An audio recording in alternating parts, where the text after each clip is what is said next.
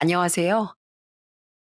저는 인생의 걸림돌들을 싹 다 제거해버리고 홀가분하게 자유를 누리며 살고 있는 30대 후반 여성입니다. 결혼이라는 제도에 대해 사람들의 의견이 많이 갈리곤 하잖아요. 어떤 사람은 너무 추천한다고 하고 또 어떤 사람은 절대 하지 말라고 하는 사람도 있고 저는 솔직히 후자입니다. 저는 지금까지 살면서 결혼이라는 것에 대한 환상이 없었어요. 왜냐하면 저희 부모님이 결혼에 대한 좋은 인식을 심겨준 일이 단 한순간도 없었거든요. 그래서 결혼에 대한 환상도 없었고 꿈도 없었고 뭐 큰 바람도 없었습니다. 하지만 그래도 내 인생의 끝까지 함께하면 좋겠다 싶은 사람이 생겨 결혼을 했지만 끝내 이 결혼 역시 저에겐 악몽만 심겨준 끔찍한 일이 되어버렸죠. 하지만 지금은 그 악몽들을 싹 다 제거하고 홀가분하게 지내고 있는 중이에요. 물론 눈에 넣어도 아깝지 않을 내 똥강아지 한 명과 말이죠. 지금부터 제가 도대체 어떤 결혼 생활을 하며 악몽 속에서 지내고 또 거기에서 탈출할 수 있었는지 들려드릴게요. 전 어렸을 때 부모님이 이혼을 하셨어요. 그때 제 나이가 7살이었습니다. 7살이면 그래도 순간순간의 기억들이 많이 나는 시절이잖아요. 저도 마찬가지입니다. 하지만 7살의 기억 중 좋았던 기억은 거의 없습니다. 온통 부모님이 싸우던 기억, 맨날 엉엉 울며 신세 한탄하는 엄마의 모습, 술에 쩔어 온 집안을 난장판으로 만드는 아빠의 모습 등 저에겐 죄다 이런 기억만이 어렸을 때의 기억으로 남아 있어요.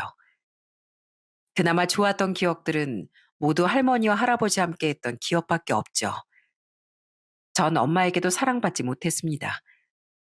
엄마에겐 아빠와 한 결혼이 지옥 같은 거였기에 저 역시 짐덩이밖에 안 되는 존재였거든요.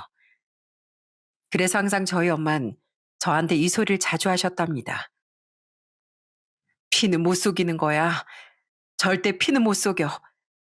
넌 어쩜 그렇게 네 아빠랑 닮았니? 네 얼굴엔 내 얼굴은 하나도 없고 네 아빠만 있어.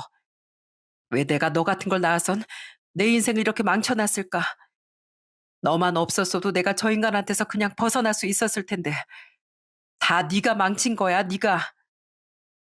전 밥을 먹을 때마다 엄마 아빠가 싸울 때마다 그냥 가만히 있다가도 이 소리를 들어야 했습니다. 왜냐하면 저희 부모님은 제가 생기는 바람에 어쩔 수 없이 결혼을 하신 케이스였거든요. 그러니 엄마 입장에선 제가 미울 수밖에 없었죠. 그래서 아빠한테도 엄마한테도 사랑받지 못하는 전 늘 찬밥 신세였습니다. 그러다 결국 엄만 더는 참지 못하고 아빠 이혼을 해버리셨고 저 역시 아빠 손에 던져버리곤 떠나버리셨어요. 그 이후에 들려오는 소린 몇 년 뒤에 재혼을 했다고 하시더라고요. 그 사이 엄만 절 보고 싶다고 하거나 연락이라도 한번 해주신다거나 그런 건 전혀 없었어요. 엄마가 재혼했다는 이야기도 아빠가 어디서 건너서 듣고 와선 할머니 할아버지한테 짜증을 부리며 이야기하기에 알게 된 것이었고요.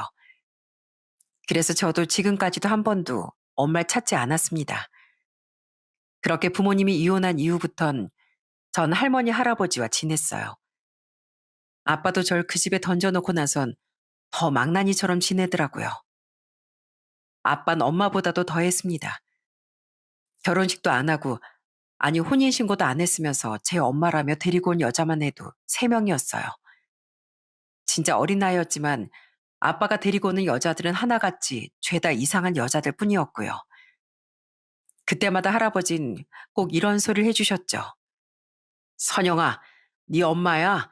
앞으론 엄마라고 불러. 어디서 엄마야 엄마는. 별 대도 않은 여자를 데리고 와선 내 손이 엄마라고 들먹여? 정신 차려 이놈아. 저 여잔 대체 어디서 또 데리고 온 거야? 아가씨, 도대체 왜 이러고 살아요? 아, 여기가 어디라고 따라 들어오냐고. 썩 나가. 둘 다 보고 싶지도 않으니까 썩 나가라고. 너도 우리 선영의 애비 될 자격이 없다. 부모가 됐으면 정신 차리고 똑바로 살 것이지. 아, 언제까지 이러고 살 거야 대체? 너 같은 놈은 우리 선영이 부모 될 자격도 없어. 선영인 이제부터 내 자식이야. 그러니까 너 당장 나가. 이러면서 할아버진 아빠와 아빠가 데리고 온 여자를 쫓아내곤 하셨어요. 전 그것만 여러 번 보면서 지냈고요. 거기다가 마지막에 데리고 왔던 여잔 그나마 괜찮아서 정신 차리고 잘 사나 싶었는데 역시나 다 거짓이더군요. 그 모습을 잠깐 보여주고 할아버지를 속인 뒤 이젠 정신 차리고 가게를 내서 좀 인간답게 살아보겠다며 이야기를 하면서 2천만 원을 가지고 간 적이 있었어요. 근데 그걸 갚기로 해놓곤 갚지도 않고 홀랑 잠적해버리더라고요. 그러던 아빠라는 인간도 평생 속을 썩이더니 몇 해 뒤에 술 마시고 돌아다니다 밖에서 돌아가시고 말았죠. 그때 전 슬픈 게 하나도 없었습니다. 대신 아빠한테 돈을 다 뜯긴 할아버지의 모습을 보면서 전 그냥 대학 갈 돈도 없이 내 인생 내가 알아서 하면서 살아야겠구나 생각하고 있었어요. 그래서 제가 대학에 붙었을 때도 말도 안 하고 있었고요. 아니, 솔직히 가고 싶었지만 말도 못 하고 있었죠. 근데 할아버지가 부르시더니 물어보시더라고요. 대학 넣은 건 알았기 때문에 붙었는지 안 붙었는지를요. 그래서 전 이렇게 말씀드렸어요. 할아버지, 나 대학 붙긴 했는데 그냥 안 갈까 봐. 우리 형편에 무슨 대학이야. 나 그냥 빨리 취업해서 돈이나 벌게요. 제가 이렇게 말했을 때 할아버진 알았다고만 하시고 그냥 넘어가셨어요. 그래서 대학은 포기해야 하나 보다 하고 있었죠. 그러다 며칠 뒤 갑자기 할아버지가 절 밖에 데리고 가더니 백화점에 가시더라고요. 그러면서 여성복이 보이는 매장에 들어가선 저한테 제일 잘 어울리는 옷 골라달라고 해서 옷을 사주셨답니다. 그걸로 끝이 아니라 할아버진 제 구두에 가방까지 모두 새로 사주셨고 그때 백화점에서 쓴 돈만 해도 100만 원이었습니다. 마지막엔 할머니랑 같이 맛있는 음식을 먹으며 외식을 하는데 그때 할아버지가 말씀하시더군요. 예, 너 왜 우리 눈치를 보니? 너 왜 대학 붙었다고 신이 나서 얘기를 못해? 너 등록금 때문에 눈치 보여서 그러지? 뭐, 취업? 앞길이 얼마나 창창한데 왜 넌 가고 싶은 대학도 안 가고 취업부터 하려고 그래? 그러지 마라. 이 할아비 능력 있어. 나 구두 닦게 하면서 마냥 사람들 구두만 닦은 거 아니야. 비록 내 아들놈 자식 농사는 잘 못 시켰지만 아들놈한테 날린 돈이야.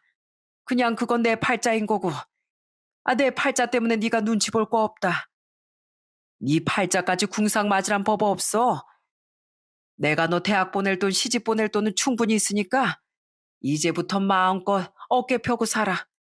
그리고 당당하게 지내라. 알았지? 할아버지의 말에 눈물을 펑펑 쏟으며 전 감사하다고 말했습니다. 그 뒤부턴 할아버지 할머니한테 정말 잘했어요.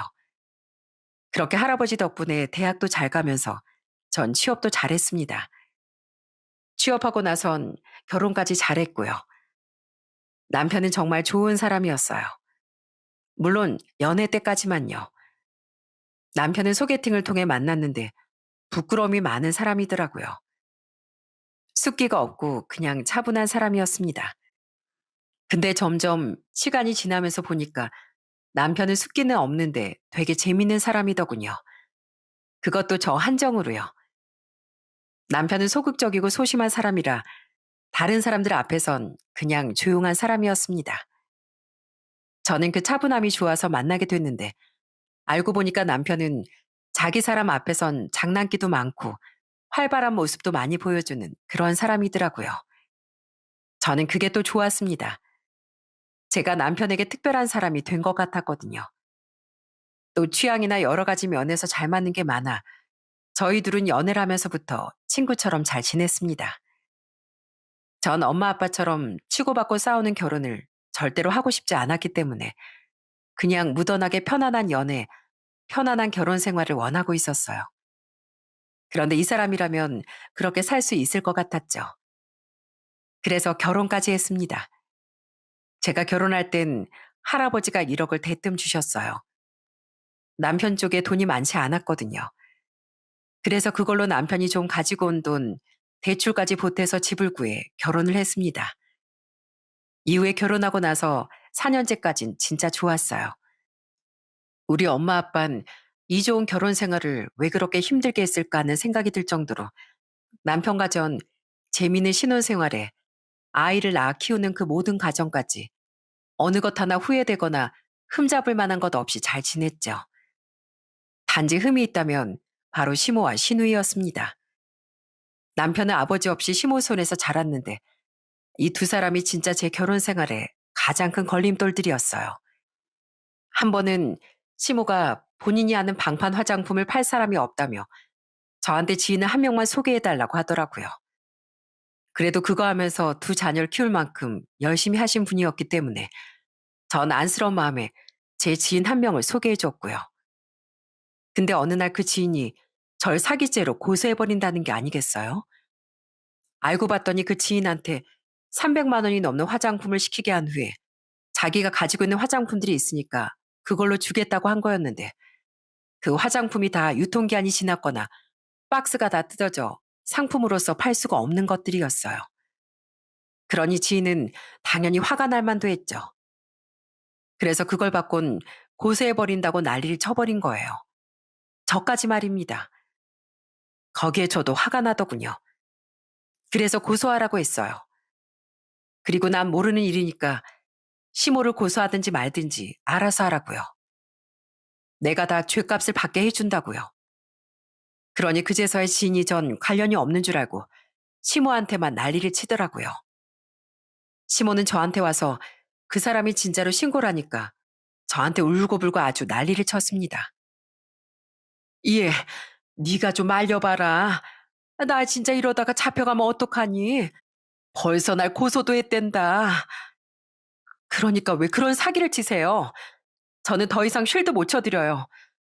어떻게든 용서받고 싶으시면 그 받은 돈 싹 다 가지고 가서 돌려주세요. 당장요. 그제서야 시모는 받은 돈을 다 가져다 줬더라고요. 그 뒤로는 제가 또 가서 미안하다고 했더니 그제야 지인이 시모를 용서해 주더라고요. 정말이지 그때 너무나 시모가 얄미웠습니다. 그래도 이때도 남편도 제 편에서 같이 힘을 써줬기에 시모만큼은 참았어요. 근데 이번엔 신우이가 또 문제였습니다. 신우는 뻑하면 절 고아 취급하면서 무시하기 일쑤였어요. 그게 정말 너무 싫더라고요. 한때는 같이 집에서 지낸 적도 있었는데 절 식모처럼 대하고 제 물건을 함부로 쓰게 못하게 했죠. 그랬더니 신우이가 이러더라고요. 아니 언니, 왜 그렇게 속이 좁아요? 할아버지 할머니랑 살면 그렇게 속이 좁아지나? 왜 그런 거 있잖아요. 어르신들 속 좁고 고약한 거. 그걸 언니가 딱 닮았네. 뭐라고요? 아가씨, 그럼 아가신 제대로 된 부모도 있으면서 이런 경우 없는 짓 하지 말란 소리 못 들었어요? 내 옷 말도 없이 입고 가거나 지금 그 개념 없는 말도 다 어머니께 배우셨어요? 그럼 교육 잘못 받으셨네요. 전 적어도 저희 할머니 할아버지한텐 양심껏 살아라. 남의 물건 절대로 함부로 탐내지 말아라. 함부로 남 무시하지 말아라. 이렇게 배웠거든요. 어디 다시 한 번 더 일해봐요. 내 집에서 쫓겨나는 수가 있어요. 제가 이렇게 세게 말하니 그제서야 깨갱하며 조용해졌죠. 하지만 여전히 식모 취급은 계속해서 하길래 특단의 조치를 취했습니다.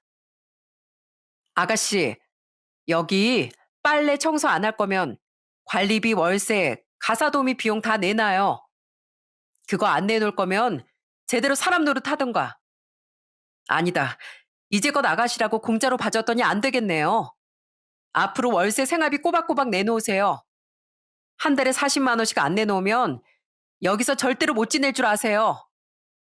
제가 강하게 나가니까 울며 겨자 먹기로 돈을 내놓은 신우는 결국 안 되겠는지 더 못 이기고 얼마 안 돼 직장도 그만두고 다시 시모가 있는 집으로 가버리더군요. 진짜 이 모녀 때문에 전 이렇게 늘 실랑이를 벌여야 했습니다. 그래도 남편 때문에 살만했습니다. 하지만 어느 날부터 남편도 소용없어지는 시기가 오기 시작하더군요. 남편이 변하기 시작한 건 결혼하고 나서 4년이 지난 시점부터였어요. 저는 저희 남편이 이렇게 변할 거라곤 생각조차 하지 못했어요. 왜냐하면 제가 알던 그 사람이 맞나 싶을 정도로 바뀌어 갔거든요. 남편은 공무원이라서 약간 박봉이었어요. 다들 아시겠지만 우리나라 공무원들 철밥통이라고 부르잖아요. 그렇게 안정되긴 했어도 월급이 그리 많지 않기 때문에 남편은 늘 그거에 대한 불만을 가지고 있었죠. 아무리 돈을 벌어도 본인이 쓰고 싶은 것 이상으로 벌어올 수 없었으니까요. 그래도 전 거기에 만족하며 살자고 했지만 남편은 만족할 줄을 몰랐죠. 그러더니 어느 날 이런 소리를 하더라고요. 여보, 나 주식을 좀 사볼까 해. 우리 부서 선배가 얼마 전에 주식을 하나 했는데 그게 좀 잘 되나 보더라고. 그래서 나한테도 추천을 해줬는데 그거 해볼 만한 것 같아. 여보, 그런 소리 하지 마. 주식은 무슨 주식이야. 그거에서 돈 번 사람보다 날린 사람이 더 많아. 그러니까 그냥 우리 분수에 맞게 벌어오는 돈 수준까지만 해서 살자. 그거 맞지. 아니, 근데 어차피 여기에다가 큰돈 투자하는 것도 아니고 그냥 일단 재미삼아 조그만 해본다는 거지 뭐. 아예 시작조차 하지 마. 그거에서 인생 말아먹은 사람이 어디 한둘이야? 주식은 안 돼. 절대로. 주식 도박하는 날엔 자기랑 나랑 끝이야, 진짜. 남편이 주식 얘기를 꺼내는 순간 전 너무 기분이 안 좋았어요. 우리나라에 주식 투자하는 사람만 수백만 명이라고 하는데 그래도 우리 가족만큼은 그 계열에 안 들어갈 줄 알았거든요. 근데 남편이 갑자기 주식 얘기를 꺼내니 제가 얼마나 황당했겠어요. 안 그래도 미운 시댁 때문에 남편까지 한 번씩 미워지는 마당에 주식까지 한다고 하니까 전 이것만큼은 절대 용납해 줄 수 없었죠. 그래도 다행히 남편은 제가 말리니까 주식을 하지 않는 듯 하더라고요. 아니, 그래 보였죠. 근데 그게 아니었어요. 제가 완전히 속은 거였답니다. 남편은 저 몰래 이미 주식을 하고 있었던 거였어요. 그것도 정말 우연히 알게 된 건데 어느 날 남편이 화장실에서 볼일을 보고 있는데 핸드폰을 두고 화장실을 갔다며 제게 좀 가져다 달라고 하더라고요. 저희 남편은 큰일을 볼 때마다 화장실에 가서 핸드폰을 보는 버릇이 있었는데 이것 때문에 저한테 휴대폰을 좀 가져다 달라고 한 거였죠. 저는 알겠다고 하곤 가져다 주려고 하는데 그 순간 핸드폰에서 알림이 하나 뜨더라고요. 누군가에게 온 메시지였는데 그건 바로 주식과 관련된 내용이었어요. 그때 내용이 이런 거였답니다. 성민아, 이번에 투자한 것 좀 괜찮은데? 이거 오를 때 바로 빼면 안 된다. 좀 기다려 봐야 하는 거 알지? 대박이야. 이대로만 가면 우리 대박 터지는 거야. 라는 내용이었죠. 전 진짜 이걸 본 순간 바로 주식이 떠올랐어요. 누가 봐도 주식 얘기잖아요. 남편은 평소에 핸드폰 잠금을 해놓지 않기 때문에 전 바로 핸드폰을 뒤져서 봤죠. 근데 아니나 다를까 주식과 관련된 어플에 각종 SNS 대화에 별의별 게 다 있더라고요. 전 그 길로 가서 남편이 화장실에서 볼일을 보고 있든 말든 들이닥쳐서 핸드폰을 들이밀었습니다. 당신 이거 뭐야? 이게 다 뭐냐고? 당신 주식했어? 내가 하지 말랬잖아. 주식 위험한 거라고. 그거에서 말아먹은 사람이 어디 한둘이냐고 진짜. 여보 진정해. 아니 그거 별거 아니야. 나 진짜 조금 넣었어. 진짜 내용 또 모아서 조그만 투자해 본 거라고. 거기다가 지금 나 손해 본 것도 없어. 지금 내가 넣어 놓은 게 대박 쳐서 이대로만 가면 우리 좋은 집으로 이사도 갈 수 있어. 뭐? 이 사람이 아직도 정신을 못 차리고. 당신 진짜 왜 이래? 내가 그런 거 하지 말라고 했지? 당장 빼. 안 그럼 나 당신 진짜 가만 안 둬. 저는 남편에게 으름장을 놓았습니다. 하지만 이게 남편에게 전혀 통하지 않았어요. 그동안엔 제가 하는 말이면 다 들어주고 했던 남편이 주식에, 아니 돈에 미치니까 진짜 제가 눈에 들어오지도 않는 모양이더라고요. 그 이후에도 전 계속해서 주식을 하지 말라고 했지만 남편은 이때부턴 아예 저한테 걸린 거 될 대로 되라는 식이었는지 대놓고 주식을 하기 시작하더군요. 뻑하면 집에서 주식 방송 보고 핸드폰으로도 맨날 주식 관련 자료들만 찾아보면서 그렇게 밤낮 없이 미쳐선 주식을 하고 있었죠. 진짜 너무 화가 나고 꼴도 보기 싫었어요. 그래도 제가 그 주식하는 인간과 헤어지지 않았던 이유는 우리 가족에게 피해는 따로 주지 않았기 때문이었어요. 남편은 주식을 하면서도 여전히 집에 생활비를 주고 있었고 자기가 모은 돈 안에서만 그냥 하는 듯 했기 때문에 저는 그 이상만 가지 않으면 봐주자 싶어 그대로 놔뒀죠. 하지만 그것도 힘들긴 하더라고요. 솔직히 말해 남편이 주식을 시작한 이후론 집안을 제대로 돌보질 않았거든요. 남편이 주식에 미치기 전까진 그래도 집에 오면 같이 밥도 하고 청소도 하고 애도 돌보면서 정말 가족처럼 지냈었는데 주식을 시작한 이후론 맨날 TV와 핸드폰만 보고 있었기 때문에 그 모든 건 다 제 몫이었죠. 몇 번을 부부싸움을 하고 하소연도 하고 달래도 봤지만 잠깐만 바뀔 뿐 다시 예전처럼 돌아가지가 않더라고요. 그 생활만 꼬박 1년을 했습니다. 1년 동안 전 정말 많이 참았어요. 그리고 그게 한계에 다다랐을 때쯤 저에게 큰일이 생기고 말았죠. 그건 바로 저희 할아버지가 쓰러진 사건이었어요. 원래도 연세가 있으셨지만 갑자기 쓰러지시면서 건강이 완전히 안 좋아지셨어요. 결국엔 집에선 돌봐드릴 수가 없어 할아버지를 호스피스 병원에 모셔야 했습니다. 전 제가 모시고 싶었는데 집에선 사실 해드릴 수 있는 게 없다 보니 어쩔 수 없이 병원에 모셔야 하는 상황에서 전 매일 할아버지를 찾아가면서 그렇게 돌봐드렸답니다.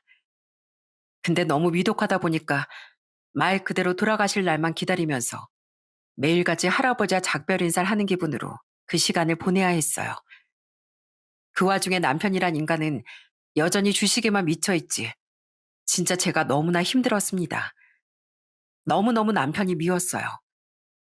게다가 할아버지가 그 병원에 3개월을 계셨는데 그 인간은 딱 그 3달 동안 딱 2번만 왔을 뿐이었죠. 와서도 얼굴만 비추고 인사만 하고선 바로 돌아가서 핸드폰만 들여다보던 인간이었습니다.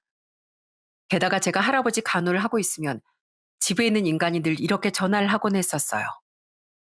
여보, 우리도 좀 돌봐. 아, 나 배고파. 빨리 와서 밥 좀 해. 그리고 나 애 보는 거 너무 힘들어. 나도 퇴근하고 내 생활이라는 게 있는데 나 언제까지 일해야 되는 거야? 당신 할아버지도 좋지만 우리부터 좀 챙겨. 뭐? 넌 손이 없어 발이 없어? 네가 좀 알아서 챙겨 먹어. 그리고 그 애가 뭐 내 애야? 나 혼자 낳았냐고. 네 자식이기도 하잖아. 주식에 미쳐가지고 이젠 사리분별도 안 돼? 내가 지금 밖에서 놀고 있는 게 아니고 어디서 밤 내놔라 전화질이야? 내가 갈 때 되면 알아서 갈 거니까 알아서 밥 좀 챙겨 먹고 있어. 저는 진짜 속에서 열불이 나 살 수가 없었어요. 내가 어쩌다 이런 결혼 생활을 하고 있는 건지 진짜 이해가 되지 않았어요. 당장이라도 이혼을 하고 싶었지만 이땐 할아버지한테 제 온 시간과 마음을 다 쏟고 있었기 때문에 이혼까지 진행할 힘은 남아있지 않았습니다. 그래서 우선은 이혼을 보류할 수밖에 없었고요. 그렇게 3달의 시간 동안 전 할아버지를 매일같이 보면서 너무 힘든 시간을 보내야 했어요. 나에게 있는 유일한 가족인데 마지막 남은 할아버지, 또 날 유일하게 아무 조건 없이 사랑해줬던 이분을 떠나보내는 게 쉽지가 않더라고요. 그래서 제가 더 붙잡고 있었는지도 모르겠네요. 근데 어느 날 할아버지가 돌아가시기 며칠 전 저에게 이런 말씀을 하시던 거 있죠? 선영아, 요즘 이 해레비 때문에 많이 힘들지? 이 할애비가 오래오래 살아서 우리 선영이 봐줘야 하는데 이렇게 늙고 힘이 없어서 널 오히려 더 힘들게 하고 있구나. 미안하다 우리 손녀. 할아버지 그런 말씀 마세요. 이건 제가 당연히 해야 하는 일인 거지. 난 그냥 할아버지가 다 나아서 나랑 같이 손잡고 이 병원에서 나갔으면 좋겠어요. 할아버지, 나 솔직히 너무 무서워. 이제 할아버지 없으면 나 이 세상 어떻게 살아가라고. 할아버지마저 없으면 이제 나 정말 고아인데 저 무서워요. 선영아, 그런 소리 말어. 네가 왜 고아야? 너 절대 고아 아니야. 그런 생각하면서 살지 말어. 살면서 너무 힘들걸라. 이 할아버지를 생각해. 그리고 네 할머니를 생각하고 이 할아버지가 말해줬지 항상 다 괜찮다고. 네가 뭘 해도 괜찮다고. 네가 무슨 잘못을 하든 이 할아버지랑 할머니 널 사랑한다고. 그러니까 너무 힘들고 어렵거든. 이걸 생각해라. 널 사랑하는 이 할아버지가 있다고. 지금도 할아버지 네가 너무 사랑스럽고 아깝다. 너무너무 아까워. 더 좋은 놈한테 시집 보내놓고 갔어야 하는 건데 그러질 못해서 더 안타까워. 이 해레비가 미안하다. 눈에 넣어도 안 아플 내 새끼. 내가 널 이렇게 놓고 가야 한다니. 그래도 우리 선영이 너무 힘들어하지 마라. 네 자식 보면서 또 살아내라. 알았지? 할아버지, 알았어요. 할아버지 덕분에 내가 진짜 이만큼 잘 클 수 있었어요. 결혼도 하고 애도 낳고. 아마 할아버지 할머니 아니었으면 난 평생 세상 원망만 하면서 살았을 거예요. 근데 두 분 덕분에, 할아버지 덕분에 내가 우리 애도 사랑해 줄 줄 알고 세상도 잘 바라보면서 살 수 있었어요. 감사해요. 그리고 사랑해요, 할아버지. 나도, 나도 사랑한다, 우리 손녀딸. 봐도 봐도 아까운 우리 손녀. 이렇게 아까운 우리 손녀. 내가 좀 더 오래 살아야 하는데, 더 오래 살아야 하는데. 할아버진 이 말씀을 하시면서 정말 엉엉 우셨습니다. 그 힘없는 분이 정말 엉엉 우셨어요. 그래도 이때는 할아버지가 조금 기운이 돌아왔었기 때문에 말씀을 그나마 좀 하실 수 있었죠. 하지만 그 뒤로 정말 며칠 뒤 갑자기 또 병세가 악화되면서 마음의 준비를 하라는 의사의 말이 떨어진 그날에 바로 돌아가셨습니다. 정말 전 세상이 무너지는 것 같았어요. 할아버지가 없는 삶은 늘 저에게 막연한 삶이었는데 정말로 하늘 아래 저 혼자 남겨진 것만 같았어요. 그래도 할아버진 잘 보내드려 했기 때문에 저는 남편에게 가서 말했죠. 여보, 우리 집엔 나밖에 없는 거 알지? 나 우리 할아버지 정말 잘 보내드리고 싶어. 그래서 말인데 당신이 상주 좀 해줘. 전 이렇게 말하는 게 어렵지 않았어요. 왜냐하면 당연히 남편이 상주 노릇을 해줄 줄 알았거든요.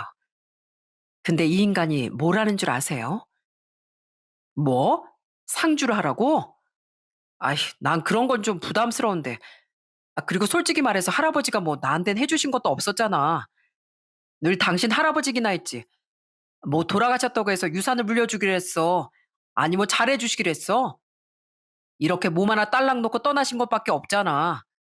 그 처리도 다 우리가 해야 하는 건데. 미안한데 상주까진 좀 힘들겠다. 당신이 해. 당신이 유일한 손녀이자 자식이잖아. 당신 진짜 너무하다. 우리 할아버지가 당신한테 해준 게 왜 없어? 이 집 들어올 때 우리 할아버지 돈 1억 없었으면 들어올 수나 있었어? 당신 이 집 할 때 얼마나 보탰어?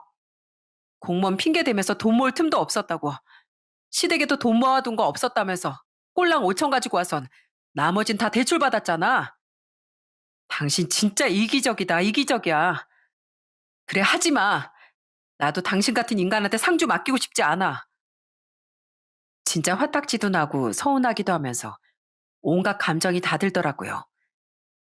그리고 이 인간관 정말 여기까지가 끝이구나 하는 생각이 들었고요. 이 사람은 다시 예전에 내가 알던 사람으로 돌아올 수 있는 사람이 아니었어요. 솔직히 한켠에선 기대감도 있었어요. 다시 돌아오리라는 기대감이 남아 있었죠. 그래도 그전까지 남편은 저에게 너무 좋은 사람이었거든요. 하지만 그 기대는 다 헛된 기대였다는 걸 깨닫게 되었죠. 그런데 이때도 이 인간은 장래 내내 그래도 장례식장인 있었지만 하는 짓이 아주 꼴보기가 싫었어요. 구석에 앉아서 하루 종일 주식 차트만 들여다보고 있었거든요. 하루는 시모와 신우도 와선 좀처럼 안 가길래 좀 도와주려는 건가 싶었는데 도와주긴요. 와선 공짜 술 먹는다고 좋아하면서 하루 온종일 술판만 버리고 있더라고요. 그러면서 또 한 번 제 속을 뒤집어 놨습니다. 예, 여긴 어쩜 오는 사람들이 별로 없니? 하긴 이제 노인네들도 다 힘 빠져서 오기 힘들겠구나. 아이, 그래도 그렇지 참. 그동안 살아온 세월이 허망하다 허망해. 뭐 넌 장래 힘들게 할 것도 없이 심플하니 좋네. 됐고, 우리라도 여기 좀 있어 줄 테니까 술 좀 더 가져와 봐라. 어머님, 안 계셔도 돼요. 그리고 술이 필요하시면 여기 놀고 있는 아가씨가 가지고 오시면 되겠네요. 전 그래도 계속 조문객들 받고 있어서요. 펑펑 놀고 있는 어머님 아들이나 딸 시키세요. 그리고 여기 안 있어 주셔도 되니까 볼일 마치셨으면 댁으로 귀가하셔도 되고요. 저는 너무 화가 나고 또 이미 이혼할 생각을 굳혔기 때문에 그냥 막 말을 해버렸습니다. 그렇게 저 혼자만 슬픈 장례 치르고 나선 저는 내 인생을 이렇게 비참하고 우울하게 만든 이 인간들에게 복수를 해주고 싶었어요. 그래서 제가 해줄 수 있는 최고의 복수 방법을 구상해 나가기 시작했죠. 그리고 전 그걸 완벽하게 계획해 실현시킬 수 있었답니다. 전 곧바로 이혼을 하지 않았어요. 왜냐고요? 제대로 물먹여주고 싶었거든요. 이 복수를 실현시키기 위해 전 바로 직장을 그만뒀답니다. 그리고 남편 놈한테 통보했어요. 나 직장 그만뒀어. 그렇게 알고 이제 당신 월급으로 우리 먹고 살아야 하니까 밖에서 돈 열심히 벌어와. 주식 같은 거로 돈 날릴 생각하지 말고. 뭐? 아니 갑자기 직장을 그만두다니. 나한테 말 한마디 없이 뭐 하는 짓이야. 내 월급 박복인 거 알면서 내 월급 하나로 우리 세 식구 뭐 먹고 살라고. 뭐 먹고 살긴 당신이 가장이잖아. 왜? 상주 노릇도 하기 싫었는데 이젠 가장 노릇도 하기 싫니? 나 애 낳고 육아휴직도 제대로 못 썼어. 당신이 하도 돈 없다고 징징거려서 나 몸조리도 제대로 못하고 일했다고. 그래서 이젠 나 좀 쉴 거야. 그러니까 그렇게 알고 당신은 열심히 밖에서 돈 벌어. 남편이 바득바득 화를 내며 다시 직장으로 돌아가라고 했지만 전 극구 싫다고 했습니다. 그리고 그 뒤부턴 탱자탱자 놀면서 여기저기 여행 다니기 시작했어요. 솔직히 전 대학교 졸업 후에 바로 취업하면서 그 흔한 여행 한번 제대로 못 가보고 일만 해왔기 때문에 제 시간이 필요했거든요. 그래서 그동안 못했던 여행 마음껏 하면서 지냈답니다. 쇼핑도 했고요. 내가 가지고 싶은 명품도 하나 사보고 옷도 사면서 그동안 돈 아끼느라 못 해봤던 거 실컷 해봤죠. 역시나 그 꼴을 보면서 남편이 이러더라고요. 진짜, 아니, 당신 요즘 왜 이래? 미쳤어? 미쳤냐고? 아님 바람났냐? 너 요즘 남자 생겼어? 뭐? 미친 건 당신이지. 주식에 미쳐가지고 가족이고 뭐고 다 팽개쳐 놓고선 그런 사람이 할 소리는 아닌 것 같은데. 난 이제라도 내 인생 즐기면서 사는 거야. 그러니까 냅둬. 너도 주식할 때 나한테 상의한 적 없고 애 내팽개치고 주식만 챙겨봤잖아. 나도 그러는 것뿐이야. 적어도 난 애는 안 버려. 같이 갈 수 있으면 내가 데리고 가고 정 혼자 가야 하는 곳이면 알아서 다 맡기고 가고 있는데 당신이 왜 난리야? 너 어쩌다 애 보는 거? 그거 가지고 유세 떨 생각이면 집어치워. 당신 그럴 자격 없으니까. 저는 속 시원히 이야기를 했습니다. 그 이후에도 전 여전히 한량처럼 지냈어요. 집 청소도 안 하고 애만 돌보고 여기저기 놀러 다녔죠. 그랬더니 남편 놈이 아주 미치려고 하더라고요. 미치라고 했습니다. 그게 제 전략이었거든요. 근데 어느 날은 남편은 제가 자기 뜻대로 안 되니까 시모한테 잃은 것 같더라고요. 어느 날 시모가 집까지 찾아와선 집 꼬라질 보더니 한 소리를 하던 거 있죠? 이해. 너 지금 뭐 하는 짓이야? 너 일도 그만뒀다며? 너 진짜 막 나가자는 거니? 완전히 혼자가 되니까 눈에 뵈는 게 없어? 너 정신 차려. 너 내 아들 없으면 이 천하에 완전 고아되는 건데 혼자 살고 싶어서 작정했니? 작정했어? 제가 언제 어머님한테 고아가 아닌 적이 있었나요? 저 원래 고아였잖아요. 어머님은 항상 절 고아로 보셨고요. 근데 저희 할아버지 돌아가시고 어머님 아들이랑 헤어진다고 해서 제 상황이 달라질 게 뭐 있나요? 똑같죠? 아니, 오히려 저한테 저 인간이 짐덩이에요. 저한테 낙문과도 같은 존재라고요. 있어봤자 하등 쓸모없는 거머리 같은 놈. 뭐야? 아, 너 말 다 했어? 말 다 했냐고 지금. 네, 다 했어요. 그동안 제가 어머님한테 시달렸던 거, 아가씨한테 또 저 인간한테 시달렸던 거, 이젠 다 지긋지긋해요. 정말 끔찍하게도 싫다고요. 그래? 아이, 그럼 갈라서라. 갈라서. 어머님 지금 그 말 후회 안 하시죠? 뭐? 아니, 내가 왜 후회하니? 그나마 너랑 결혼시킨 거, 네 직장 좋고, 또 결혼할 때 1억은 들고 오길래 지 몫은 지가 하겠구나 싶어서 결혼시킨 거지. 이제 뭐 너 볼 거 있니? 천하의 고아에다가 지금 너 돈도 탱자탱자 놀면서 다 쓰고 있지? 그런 애한테 무슨 돈이 있겠어? 아유, 갈라서라 당장. 우리도 너 같은 앤 짐밖에 안 돼. 내 아들 너랑 갈라서고 새 살림 차려도 충분히 차린다고.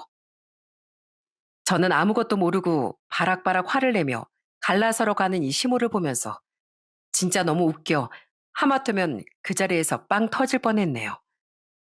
하지만 전 꾹 참았어요. 꾹 참고 이렇게 말했죠. 그래요? 좋아요. 그럼 저 당장 저 인간이랑 갈라설게요. 저는 그때부터 본격적으로 이혼 준비를 시작했습니다. 남편도 제가 이혼하자는 소리에 바로 이혼을 하자고 하더라고요. 전 여기에서 쾌재를 불렀답니다. 사실 제가 장래 이후에 바로 이혼을 진행할 수도 있었지만 바로 진행하지 않았던 이유가 따로 있었어요. 아니, 못했던 이유가 있었죠. 그 이유는 바로 제가 이혼을 해달라고 해서 호락호락하게 이혼을 해줄 인간이 아니었기 때문이었어요. 제가 계속해서 말씀드렸다시피 남편은 자기 월급에 항상 불만이 많은 사람이었거든요. 하지만 안정적인 공무원을 포기하지 못해서 적은 월급으로 힘들어하면서도 그 길을 벗어나지 못하던 사람이었고요. 그나마 제가 직장이 좀 괜찮은 편이고 연봉도 잘 받았기 때문에 제가 직장을 그만둔다거나 저랑 헤어진다는 거나 하는 걸 생각해 보지도 않았던 사람이었어요. 그러니까 지금 생각해 보면 남편은 저보다도 제 조건과 자신을 박봉에서 벗어나게 해줄 사람을 붙잡고 살았던 거라고 볼 수 있겠죠. 저는 결혼 생활하면서 그걸 너무 늦게 깨달아 버린 거였고요. 그래서 남편이 본인의 그 박봉의 환경에서 벗어나게 해줄 주식을 만나면서 저와 아이를 그렇게 내팽개쳤던 거였어요. 저는 그 사실을 너무 뒤늦게 깨달아 버린 게 후회스러웠지만 그래도 이렇게 더 늦기 전에라도 알게 돼 다행이라는 생각이 들었답니다. 업종상 보너스도 많았던 전 육아휴직을 하면 보너스도 못 받게 되어서 은근히 휴직을 하지 말라는 남편에 의해 몸도 제대로 조리하지 못했었기 때문에 그때 해소하지 못했던 걸 이번에 다 쏟아 부은 거였어요. 그러면서 자연스럽게 저의 한량의 모습을 보면서 남편이 스스로 알아서 나가 떨어지게 만든 거였죠. 이 계획이 제대로 먹히는 걸 보면서 전 속으로 너무 신이 났답니다. 덕분에 남편이랑 이혼도 아주 깔끔하게 했고요. 양육권, 양육비, 재산 분할까지 애를 책임지고 싶어 하지 않아 하고 한 달에 몇십만 원씩 돈이나 보내준다는 남편 덕분에 애를 데리고 올 수 있었고 재산 분할도 남편이 벌어온 것보다 제가 벌어온 돈, 또 저희 할아버지가 결혼 때 1억 해준 것으로 집 산 것까지 하면 제가 결혼 생활의 기여도가 더 높았기 때문에 재산 분할 면에서도 아주 만족스럽게 가지고 올 수 있었죠. 하지만 제 복수는 거기서 끝날 수가 없었어요. 돈밖에 모르는 이 인간들, 날 돈으로만 봤던 이 인간들의 쿨을 아주 납작하게 해줄 무언가가 필요했거든요. 그래서 제가 뭘 했는지 아세요? 뭐 저 같은 경우가 또 있는지 모르겠지만 저는 시댁을 한 곳에 불러서 마지막 외식을 해드렸습니다. 뭐 일종의 마지막 만찬 같은 거죠. 이혼이 완벽하게 마무리가 된 당일, 전 남편에게 말했어요. 우리 지긋지긋한 결혼 생활도 드디어 끝인데 밥이나 한번 먹자. 내가 오늘 아니면 또 언제 가족이란 이름으로 밥 먹을 수 있겠어? 내가 살 테니까 어머님이랑 아가씨 모시고 내가 보내주는 주소로 와. 여기서 밥 한 끼 먹고 진짜 깔끔하게 헤어지자. 참나. 재산보다 좀 많이 가져갔다고 유세는. 야, 너 자만하지 마. 너 지금처럼 직장 생활 안 하고 여행이나 다니면서 살잖아. 그럼 바로 네 인생 쪽박 나는 거야. 제발 좀 애를 생각해라, 이 철없는 여편네야. 뭐 밥은 네가 산다니까 내가 간다만 그렇게 인생 허비하면서 살지 마라. 남편이란 인간은 끝까지 절 조롱하더라고요. 하지만 전 그것도 전혀 개의치 않았어요. 오히려 속으로 웃길 뿐이었죠. 그래도 밥은 또 얻어먹고 싶었는지 시모랑 아가씨랑 해서 데리고 왔더라고요. 저는 나름 괜찮은 고깃집에서 고기를 시켜주곤 마음껏 먹였어요. 왜냐하면 마지막에 열심히 배합할 그들이 불쌍했거든요. 그리곤 그들의 배가 한참 부를 때쯤 저는 그 식당 종업원에게 말했습니다. 여기요. 죄송한데 사장님 좀 불러주시겠어요? 네? 사장님이요? 네. 제가 사장님을 오늘 여기에서 좀 뵙기로 해서요. 아, 네, 알겠습니다. 사장님 지인분이시군요. 아, 제가 불러다 드릴게요. 이때 전 남편이나 시모, 신우는 어리둥절해 했어요. 갑자기 밥 먹다 말고 웬 식당 사장을 부르냐는 눈치였죠. 그리고 그 이유를 그들은 곧 알고 나서 제 앞에 무릎을 꿇으며 빌어대야 했습니다. 아니, 누가 부르시나 했더니 사장님이셨네요. 아휴, 오늘 뭐 미리 나오신 거예요? 아니, 뭐, 저희 식당 답사 나오신 겁니까? 아휴, 답사라뇨. 이미 여기에서 오래 장사 잘하고 계시는 거 알고 있었는데요. 그냥 사장님 고기 맛 좀 한번 보고 싶었을 뿐이에요. 사장님, 고기가 너무 맛있네요. 여기 계시는 이분들도 다 너무 맛있게 먹었어요. 아유, 다행이네요. 어떻게, 재계약은 그럼 여기서 하실 건가요? 따로 자리 만들어 놓긴 했는데. 아, 아니요. 그 자리로 가서 해야죠. 여긴 그냥 와서 얼굴 뵙고 인사드리려고 잠시 오시라고 한 거였어요. 제가 직접 가면 또 영업하시는데 방해되시잖아요. 아이고 참. 우리 먼저 사장님도 그러시더니 우리 손녀 사장님도 배려심이 참 넘치시네. 오늘 고긴 그냥 드시고 가세요. 제가 재계약 기념으로 사드릴 테니까요. 네? 아유, 아니에요. 이렇게 맛있는 고기를 어떻게 공짜로 먹나요? 아유, 괜찮습니다. 괜찮아요. 아, 그 좋은 조건으로 다시 재계약을 해주신다는데 오히려 제가 다 감사하죠. 아, 여긴 우리 사장님 가족들 되시나 보네. 아이고, 좋으시겠습니다. 훌륭한 할아버지 덕분에 이렇게 이른 나이 건물주 된 아내분을 두고 우리 남편분 복 받았네요. 복 받았어. 이 건물 아주 인기가 좋아요. 그래서 공실되는 날이 없다니까요. 부럽습니다. 아주 부러워요. 가게 사장님이 뜬금없이 하는 소리에 저 빼고 나머지 사람들은 다 놀라 자빠지려고 했어요. 그리고 믿을 수가 없다는 눈치였죠. 여러분도 혹시 그러신가요? 여기에서 이제 제 비밀 하나를 말씀드릴게요. 네, 사실 전 건물주였습니다. 처음부터 건물주였냐고요? 아니요. 절대로 처음부터 건물주는 아니었죠. 전 할아버지가 돌아가시기 직전에 건물주가 되었답니다. 사실 저희 할아버지한텐 2층짜리 건물이 하나 있었어요. 비록 그리 좋은 건물은 아니었지만 그래도 나름 서울에 있었고 이 동네에서도 유동인구가 많은 자리에 위치하고 있어서 인기가 많은 알짜배기 건물이었죠. 저희 할아버지가 생전에 구두 닦기를 하면서 평생 일궈온 돈으로 아주 옛날에 이 건물을 사놓고 지금까지 갖고 있으셨던 거였어요. 거기다 지금 시가로 거의 20억이 다 돼가는 건물이었죠. 그걸 돌아가시기 전에 저에게 물려주신 거였고요. 하지만 전 이 사실을 입을 꾹 닫고 아무에게도 알리지 않고 있었어요. 이 인간들한테 이야기했다간 곧바로 저에게 찰거머리처럼 들러붙을 것을 잘 알고 있었거든요.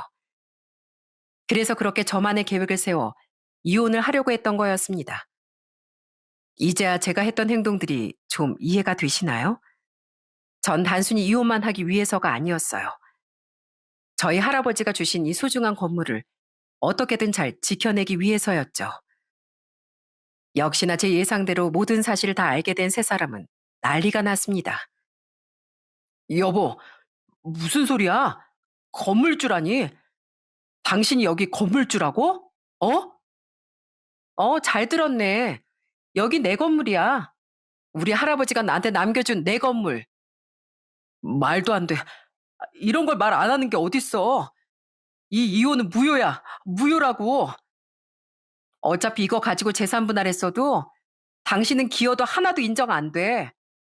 지금 있는 재산들도 기여도 인정도 못 받고 나한테 훨씬 많이 넘겨준 주제. 무슨 말도 안 되는 소리를 하고 있어? 다 필요 없고 나한테 뭐라고 했지? 이대로 살다간 내 인생 말아먹는다고? 어쩌니?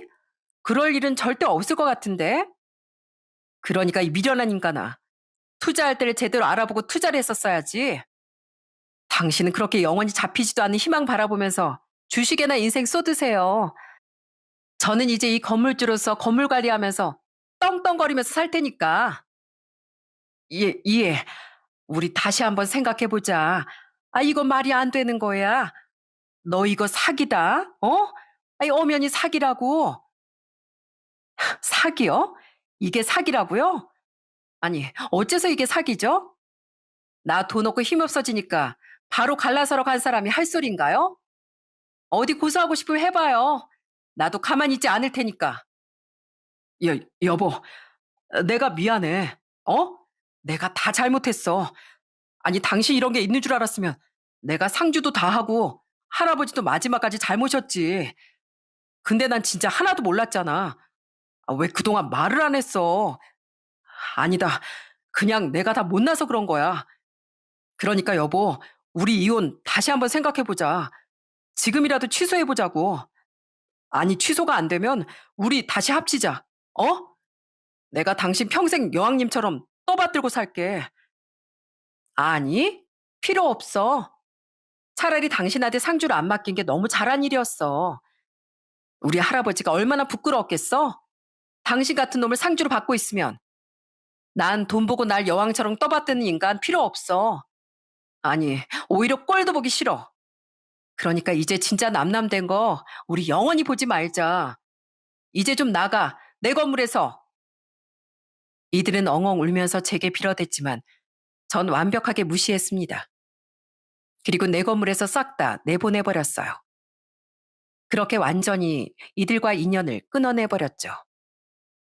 이후에 이 사람들은 제가 이 건물이 있다는 걸 말하지 않은 것에 대해 어떠한 것도 걸지 못했습니다. 왜냐면 여기서 뭘 더해봤자 저한테 10원 한 장도 가지고 갈 수 없다는 걸 너무나 잘 알고 있었거든요. 이번에 가지고 간 그 재산들도 제가 좀 양보해서 그것만큼이나 가지고 간 거지. 안 그랬으면 이 인간은 거의 몸만 나가도 할 말이 없는 사람이었어요. 그렇게 전 홀가분하게 혼자가 되었답니다. 진짜 길고 긴 시간이었지만 짐덩이들에게서 벗어나니 그렇게 행복할 수가 없더라고요. 지금은 전 건물 관리하면서 애 보며 혼자서 잘 지내고 있어요. 아직 혼자 애만 붙들고 살아가야 할 삶이 좀 무섭기도 하고 두렵기도 하지만 그래도 아직까진 씩씩하게 잘 지내고 있는 중이랍니다. 집은 원래는 서울에서 지냈었지만 이젠 좀 한적한 곳에서 아이와 조용히 살고 싶어서 경기도로 이사를 했어요. 근데 여긴 아직까진 좀 사람 냄새가 나는 곳이라 그런지 동네 분들이 다 좋으시더라고요. 덕분에 저희 아이도 잘 크고 있는 중이고요. 한 번씩 제가 바쁘면 동네에 맡기고 일을 보기도 하고 있어요. 그만큼 좋은 곳으로 이사와 잘 지내고 있답니다. 뭐 전 남편이란 인간은 보니까 저와 이혼하고 나선 주식에 더 미쳐가지고선 저 같은 한 방을 노리겠다며 대출까지 받아서 빚에 허덕이며 지내고 있는 것 같아요. 알고 봤더니 저 몰래 자기 엄마랑 동생 이름으로 해서 빚까지 져놨더라고요. 그것 때문에 그 세 사람 사이도 아주 원수가 된 것 같고요. 이건 신우이가 한번 저한테 자기 오빠 때문에 못 살겠다고 제발 다시 합쳐달라는 전화를 한 번 주면서 알게 된 사실이었네요. 뭐 전 당연히 무시했지만요. 여러분, 사람이 꼭 죽으라는 법은 없는 것 같습니다. 그리고 정말 허망한 것을 보고 사는 게 아니라 내 사람들한테 잘하고 살면 언제가 되었든 복 받는 날이 올 거라는 걸 저는 이번 제 경험을 통해 배울 수 있었어요. 여러분도 혹시나 지금 내 옆에 있는 사람이 볼품 없다고 별것 아닌 것 같다고 치부해버리며 지내고 계시진 않으신가요? 아니요. 그러지 말고 잘해주세요. 그럼 언젠간 그 사람이 여러분에게 희망이 되고 복이 되는 날이 올 거랍니다. 그렇게 되길 저 또한 응원하며 그렇게 살도록 하겠습니다. 저의 긴 사연 잘 들어주셔서 감사드리며 우리 서로의 인생을 잘 응원하면 좋겠습니다. 감사합니다.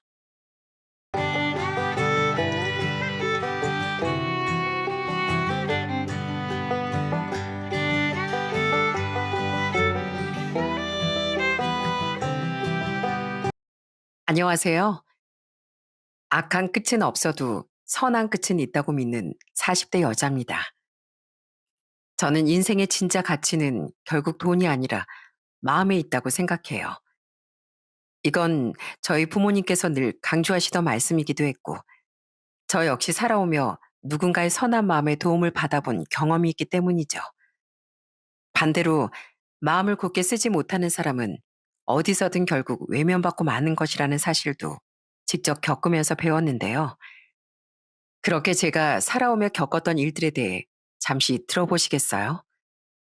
저희 아빠는 정말 좋은 분이었습니다. 아빠는 정말 성인군자 소리를 자자하게 듣던 분이었어요. 아유, 할머니, 비 오는데 아직까지 장사하세요? 형선아, 여기 할머니 우산 좀 씌워드려 봐라. 할머니, 이거 다 저한테 파세요. 이걸 다요? 너무 많은데. 저희 네 식구 다 나무를 굉장히 좋아해서요. 안 그래도 나물 사러 나온 길이었는데 멀리 안 나가도 되고 잘 됐죠 뭐. 좌판 접는 거 도와드리고 저희 우산도 하나 드릴 테니까 얼른 집에 들어가세요. 아빤 어려운 이웃을 보면 그냥 지나치는 일이 없으셨습니다. 사람들 사이에선 이런 우스갯소리도 나오곤 했을 정도로요. 형선이네 아버지 덕에 시장 근처 좌판 할머니들 아줌마들이 비 오는 날 절대 허탕친 일 없겠어. 전 나중에 안 일인데 제가 다니던 학교에 아빠의 작은 후원을 받으며 다녔던 어려운 친구들도 두어 명 있었다고 하더라고요. 너희들 아빤 어딜 가나 손해보고 사는 사람이야. 엄만 저 오빠에게 이런 식으로 자주 투덜대셨습니다. 우리도 여유롭진 않은 살림에 누굴 그렇게 도와주냐면서요. 하지만 전 엄마도 정말 선한 분인 걸 잘 알고 있었어요. 엄만 아빠의 선행을 입으로만 불평불만하셨을 뿐 정작 한 번도 못하게 막은 적은 없으셨거든요. 오히려 도우면 도우셨죠. 오빠 전 어릴 적엔 그런 부모님에게 불만을 품었습니다. 우리 입에 들어갈 통닭이나 한 마리 더 사주시지. 왜 맨날 부모님은 남들한테 그렇게 베푸나 싶었거든요. 어린 마음이었던 거죠. 그런데 제가 10살 때쯤인가 아빠는 우리를 조용히 불러서 이런 말씀을 해주셨답니다. 우린 그래도 적당히 먹고 살만 하잖니. 아빠가 어렸을 때 말이다.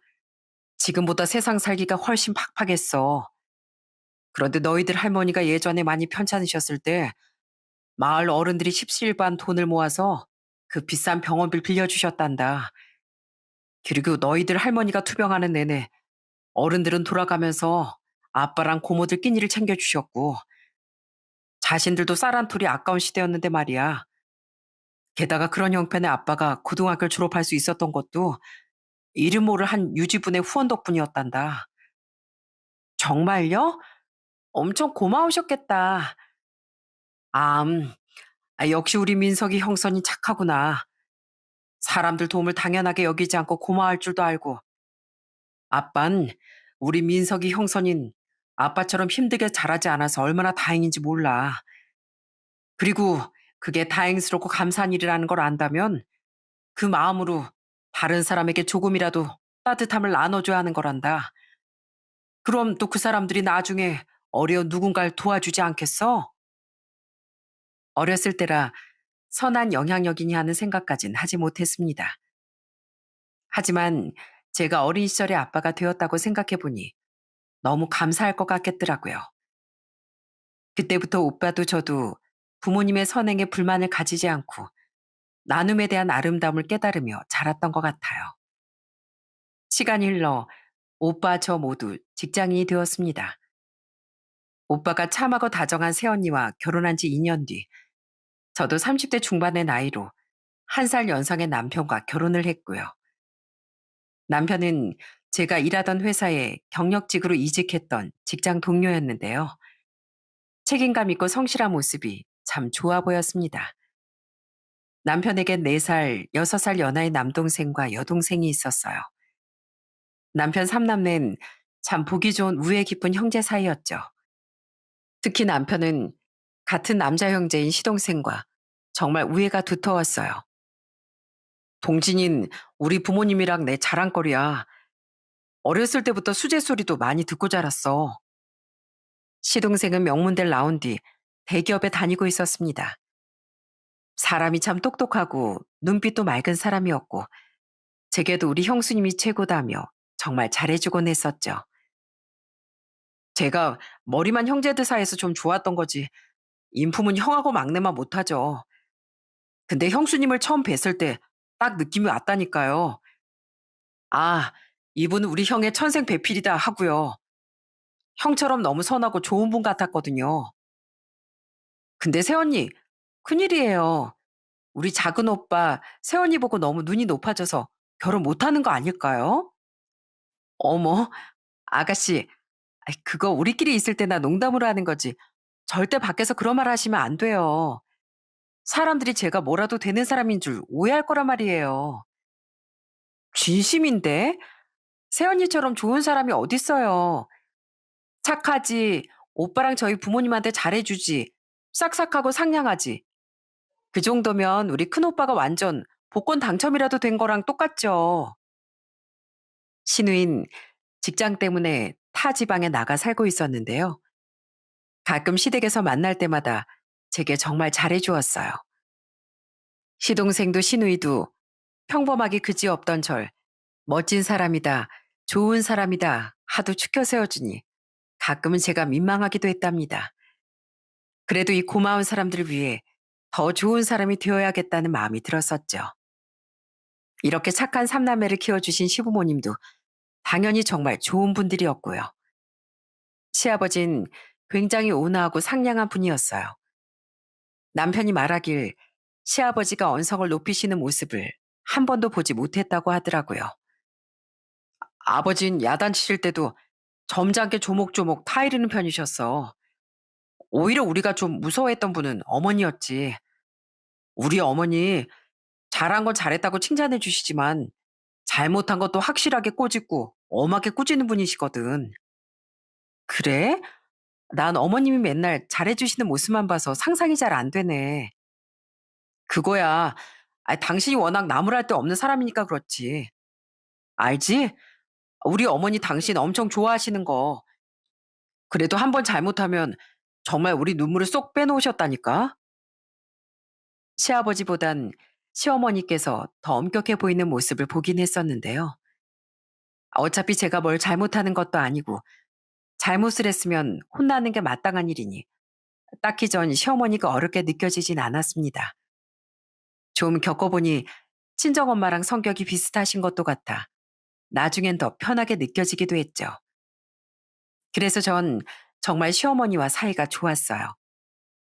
친정 식구들과 아주 잘 지냈던 남편이 가끔은 장난삼아 저희 부모님께 이렇게 하소연할 정도로 말입니다. 장인어른 장모님, 저도 이 집 사위 말고 아들로 삼아주세요. 저희 어머니는 제가 아니라 가끔은 집사람이 진짜 자식인 것처럼 저보다 집사람을 더 예뻐하신단 말이에요. 그랬어? 아유, 알겠어. 오늘부터 자넨 우리 사이가 아니고 아들일세. 자신들의 딸을 자식처럼 예뻐해 준다는데 친정 부모님의 눈에 남편이 얼마나 예쁘셨겠어요? 그렇게 양과 화목하게 지내며 저와 남편은 아들을 둘 낳고 행복하게 살았어요. 그런데 시간이 조금 흐르며 생긴 문제는 제가 재취업이 쉽게 되지 않았다는 거였죠. 저는 대체 인력 문제로 회사에서 휴직을 하지 못하고 아이들을 낳으며 퇴사를 할 수밖에 없었습니다. 그래서 남편 외벌이로 2살 터울의 아들을 낳고 살고 있었는데 생활이 너무 빠듯하더라고요. 남편 벌이가 그렇게 많은 것도 아니었으니까요. 제가 아이들을 어린이집에 보낸 뒤 틈틈이 아르바이트를 했다고 한들 아이들이 클수록 제대로 된 직장이 필요함을 뼈저리게 느끼고 있었어요. 너희 요즘 사는 건 괜찮어? 외벌이로 애 둘이나 키우기 어렵지 않아? 괜찮아요. 잘 쪼개서 아끼면 문제 없어요. 양가 부모님은 우릴 걱정하셨지만 네 분 앞에선 힘들다는 말을 하지 않았습니다. 양가 모두 노후 자금을 빼면 그렇게 여유가 있는 편이 아님을 알고 있었으니까요. 그래도 우리가 힘들다고 하면 도와주고 싶어 하실 분들이라는 걸 잘 알았기에 더 괜찮은 척을 했던 거죠. 그러던 어느 날 남편이 조심스레 제게 이런 제안을 하더라고요. 여보, 나 회사 퇴직하고 같이 고깃집 차려보는 거 어때? 나 아는 형님도 지금 회사 그만두고 고깃집을 크게 하고 있는데 생각보다 벌이가 괜찮대. 대한민국 사람들 중에 고기 싫어하는 사람 없잖아. 고깃집? 그런데 갑자기 퇴사라니. 왜 회사가 더 많이 어려워졌어?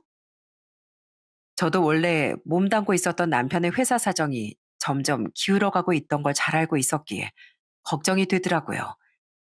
남편은 고개를 끄덕이더군요. 어, 이대로 가다간 슬슬 월급도 밀릴 것 같은 분위기야. 그래서 다들 대표님한테 사업 확장은 힘들 것 같다고 우려했었는데 우려가 현실이 된 거지 뭐. 그러니까 더 늦기 전에 퇴직금이라도 건져서 퇴사하는 게 나을 것 같아. 그 뒤 우린 여러 시장 조사를 해본 끝에 함께 고깃집을 운영해 보기로 결심했습니다. 그렇게 우린 남편의 퇴직금에 가지고 있던 돈을 다 끌어모아 크게 고깃집을 차렸죠. 다행히도 처음엔 개업발인지 장사가 정말 잘 됐었어요. 이야, 형수님, 손님이 바글바글한데요? 이러다 건물 하나 뚝딱 세우시는 거 아니에요? 건물은 고사하고 신축 아파트라도 번듯하게 한 채 마련할 수 있으면 소원이 없겠네요. 그래도 이제 애들이 먹고 싶은 거 갖고 싶어 하는 건 웬만하면 사줄 수 있을 것 같아서 다행이에요. 몸이야 힘들었지만 통장에 차곡차곡 쌓여가는 돈을 보니 정말 일할 맛이 나더라고요. 이대로만 가면 우리 애들만은 남부럽지 않게 키울 수 있겠다 싶더라고요. 하지만 인생은 그리 순탄하게만은 흘러가지 않았습니다. 우리가 개업발이 떨어진 건지 가게 매출이 조금씩 떨어지기 시작했거든요. 그런데 우리가 가게를 차린 지 3년 뒤 어느 날 너무 크나큰 불행이 제 인생을 덮쳐버렸어요. 형선아, 아무래도 니들 아빠한테 무슨 일이 생긴 것 같다. 네? 아니, 아빠가 왜요? 아침에 등산 간다고 나갔던 양반이 여태 소식이 없어. 전화도 안 받고 우선 네 오빠가 신고는 해놨는데 혹시 무슨 큰일 생긴 건 아니겠지? 친정아빤 등산이 취미셨습니다. 그날도 아빤 혼자 등산을 다녀오겠다며 집을 나서셨대요. 그런데 밤까지 집에 돌아오지도 않고 전화도 받지 않는다며 엄만 혼비백산한 채 제게 전화를 거셨죠. 그리고 그런 아빤 결국 싸늘한 주검이 되어 가족의 곁에 돌아오셨어요. 아마 저희 아빤 혼자 등산을 하시다 뇌출혈이 오신 모양이었어요. 그런데 설상가상 아빠는 쓰러지며 길이 아닌 바로 옆에 가파른 풀숲으로 굴러 떨어지신 것 같다고 해요. 그런 아빠를 밤이 지나 구조대가 발견할 때까지 아무도 발견하지 못했던 거죠. 조금만 빨리 발견했으면 사셨을 수도 있었을 텐데 정말 억장이 얼마나 무너졌는지 모릅니다. 하늘도 정말 무심하시지. 평생 그렇게 선하게 산 양반을 어떻게 이렇게 데려갈 수가 있니? 얼마나 무섭고 외로웠을 거야 그래. 엄만 하늘을 원망하며 장례 치르는 내내 한탄을 멈추지 못하셨어요. 아빠의 장례식장은 조문을 와주신 감사한 분들로 북적였죠. 너무 슬픈 와중에도 아빠가 사람들에게 얼마나 온정을 베풀고 사신 분인지 체감이 되더라고요. 그런데 불행은 꼭 한 번에 몰려온다고 하지 않습니까? 불행은 그것으로 끝이 아니었어요. 아빠가 돌아가시고 얼마 안 돼요. 갑자기 마스크 시국이 터진 겁니다. 가뜩이나 줄어가고 있던 저희 가게 매출은 그런 재난까지 터지게 되자 정말 뚝 끊겨버리더라고요. 아, 우리 이제 어떡하지? 당장 둘째도 내년에 학교 가야 되는데. 괜찮아, 여보. 하늘이 무너져도 솟아날 구멍은 있다고 하잖아. 세상에 뭔들 우리가 돈 벌 자리 하나 없을까? 우리 아직 두 손 두 발 다 멀쩡하잖아. 아직 젊은 나이고 뭐든 해서 빚도 다 갚고 다시 시작하면 돼. 결국 가게는 1년을 채 못 버티고 망해버렸어요. 남은 건 빚뿐이었고 당장 주저앉아 펑펑 울고 싶었죠. 그래도 저와 남편만 바라보고 있는 애들을 보면 마냥 좌절해 있을 수만은 없더라고요. 시부모님과 친정엄마 그리고 시동생은 우릴 도와주고 싶어 했지만 역시나 우린 조용히 거절했어요. 양가의 노후 자금 또한 그렇게 여유롭지 않은 걸 알고 있는데 어떻게 손을 벌릴 수 있었겠어요? 그리고 오래도록 결혼하지 못했던 시동생이 당시 만나는 여자가 있는 걸 알고 있었기에 형 내외로서 동생의 결혼 자금에 손을 대고 싶지도 않았고요. 친정 오빠는 형편이 좋은 편은 아니었고 또 엄마까지 모시고 있는 상황이라 우릴 도와줄 수 없어 미안해했죠. 마지막으로 시누이 또한 시동생보다 먼저 결혼한 후 빠듯하게 살고 있었기에 괜히 우리에게 미안해하더라고요.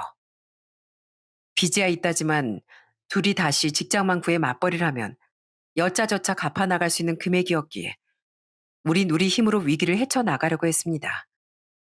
문제는 우리 둘 다 취업이 잘 되지 않았다는 거예요. 당시 우리 둘 다 40대 중반을 넘긴 나이였고 시국 때문에 일자리를 찾는 것 자체가 쉽지 않았거든요. 그래도 찾으려니 어떻게든 또 일자리가 생기더군요. 남편은 지인의 소개로 급한 대로 공사 현장 일을 시작했습니다.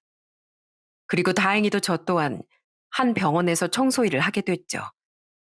청소부로 일할 생각은 한 번도 해본 적이 없었지만 당장 제가 가릴 게 뭐가 있겠습니까? 아이들을 먹여 살리고 빚을 갚으려면 뭐라도 해야 했어요.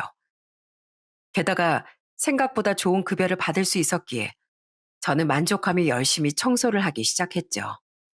안녕하세요, 형선 씨. 오늘도 수고가 많으세요. 좋은 아침이에요, 실장님. 근데 무슨 좋은 일 있으세요? 얼굴이 오늘따라 더 좋아 보이세요. 사실 저희 남편이 어제 승진 소식을 들었거든요. 다행히 병원 사람들 모두 좋은 분들이라 전 매일을 기분 좋게 출근할 수 있었답니다. 남편도 생각보다 현장직 일이 잘 맞았던 건지 쭉 그 일을 해도 될 것 같다고 말했었죠. 그렇게 우린 희망을 잃지 않고 열심히 빚을 갚으며 인생의 새로운 국면을 맞이했어요. 한편 저와 남편이 망한 뒤 새 출발을 하게 된 이듬해 시동생은 43세 나이로 부장을 달았습니다. 축하해요, 도련님. 대기업 부장이라니 너무 멋진데요? 감사해요, 형수님. 그리고 저 사실 축하받을 일이 하나 더 있는데요. 저 이제 부장도 달았겠다. 결혼하려고요. 그리고 시동생은 부장을 달자마자 전에 만나고 있었던 그 여자와 곧장 결혼식을 올렸어요. 시동생도 노총각이라고 불릴 나이였고 동서의 나이도 41로 결혼 정년기가 좀 지났기에 두 사람 모두 결혼을 좀 서둘렀다고 하더라고요. 시부모님은 드디어 노총각 아들 녀석을 탈출시켰다며 경사라고 말씀하셨고요. 난 의사들 정말 대단하다고 생각해. 똑똑하지, 사명감 있지, 사람들 생명 살려주지. 정말 숭고한 직업이잖아. 동서는 페이닥터로 일하고 있던 의사였습니다. 서로 능력 있는 사람끼리 잘 만났던 거죠. 동선 처음 결혼했을 땐 그냥 무난하고 평범한 사람처럼 보였는데요. 결혼 초에 저와 남편의 직업을 묻더니 표정이 좀 안 좋아지더라고요. 그렇게 말해주셔서 감사해요. 근데 형님하고 아주버님은 무슨 일 하세요? 전 공사장에서 일하고 있어요, 재수 씨. 아, 난 병원에서 청소하고 있어. 원래 우리 둘이 같이 고깃집을 했었는데 시국 때문에 크게 망했었거든. 병원분들도 다 좋은 분들이라 직장 환경이 정말 좋아. 네?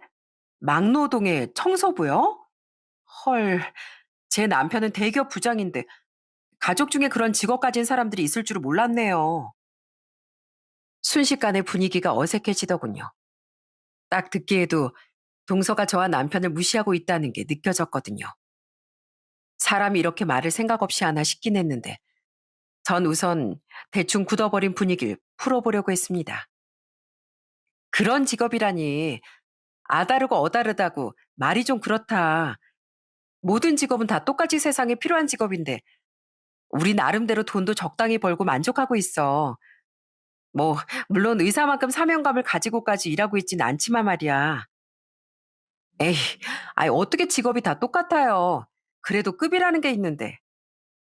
동서, 내가 방금 좋게 웃으면서 말했잖아. 근데 사람 면전에 대고 급이라니. 말은 좀 가려서 할 줄 알아야지. 하지만 더 무례해진 동서의 말에 저도 정색을 하고 단호하게 대꾸했어요.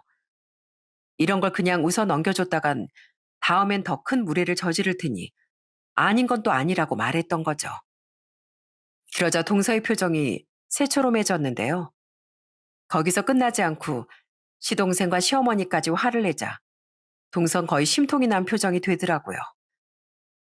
당신 지금 우리 형이랑 형수님한테 무슨 무례야?